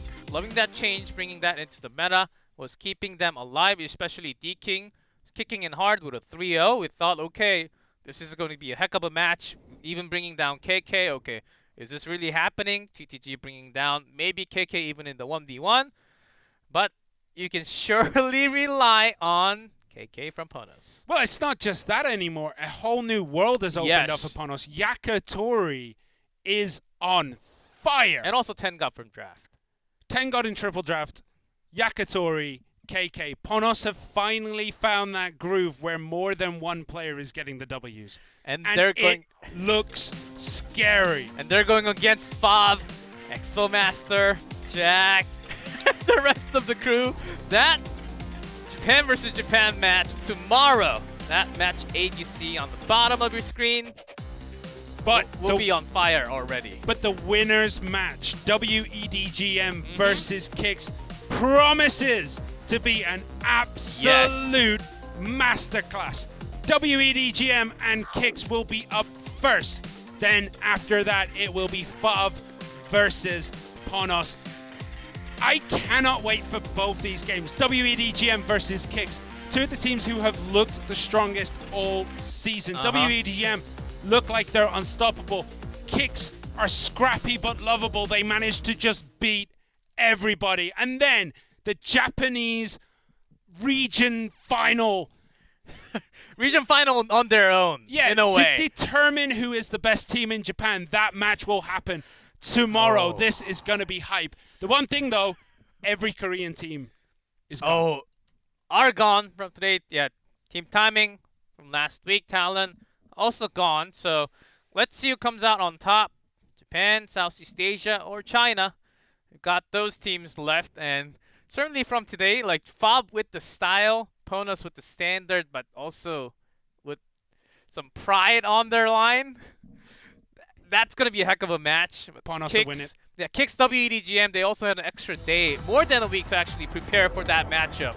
So that's got to be thumbs up. Well, we'll see how that translates, if that makes the games even better than what we just saw. We'll be back tomorrow with some more Clash Royale League special season action. We'll see you soon.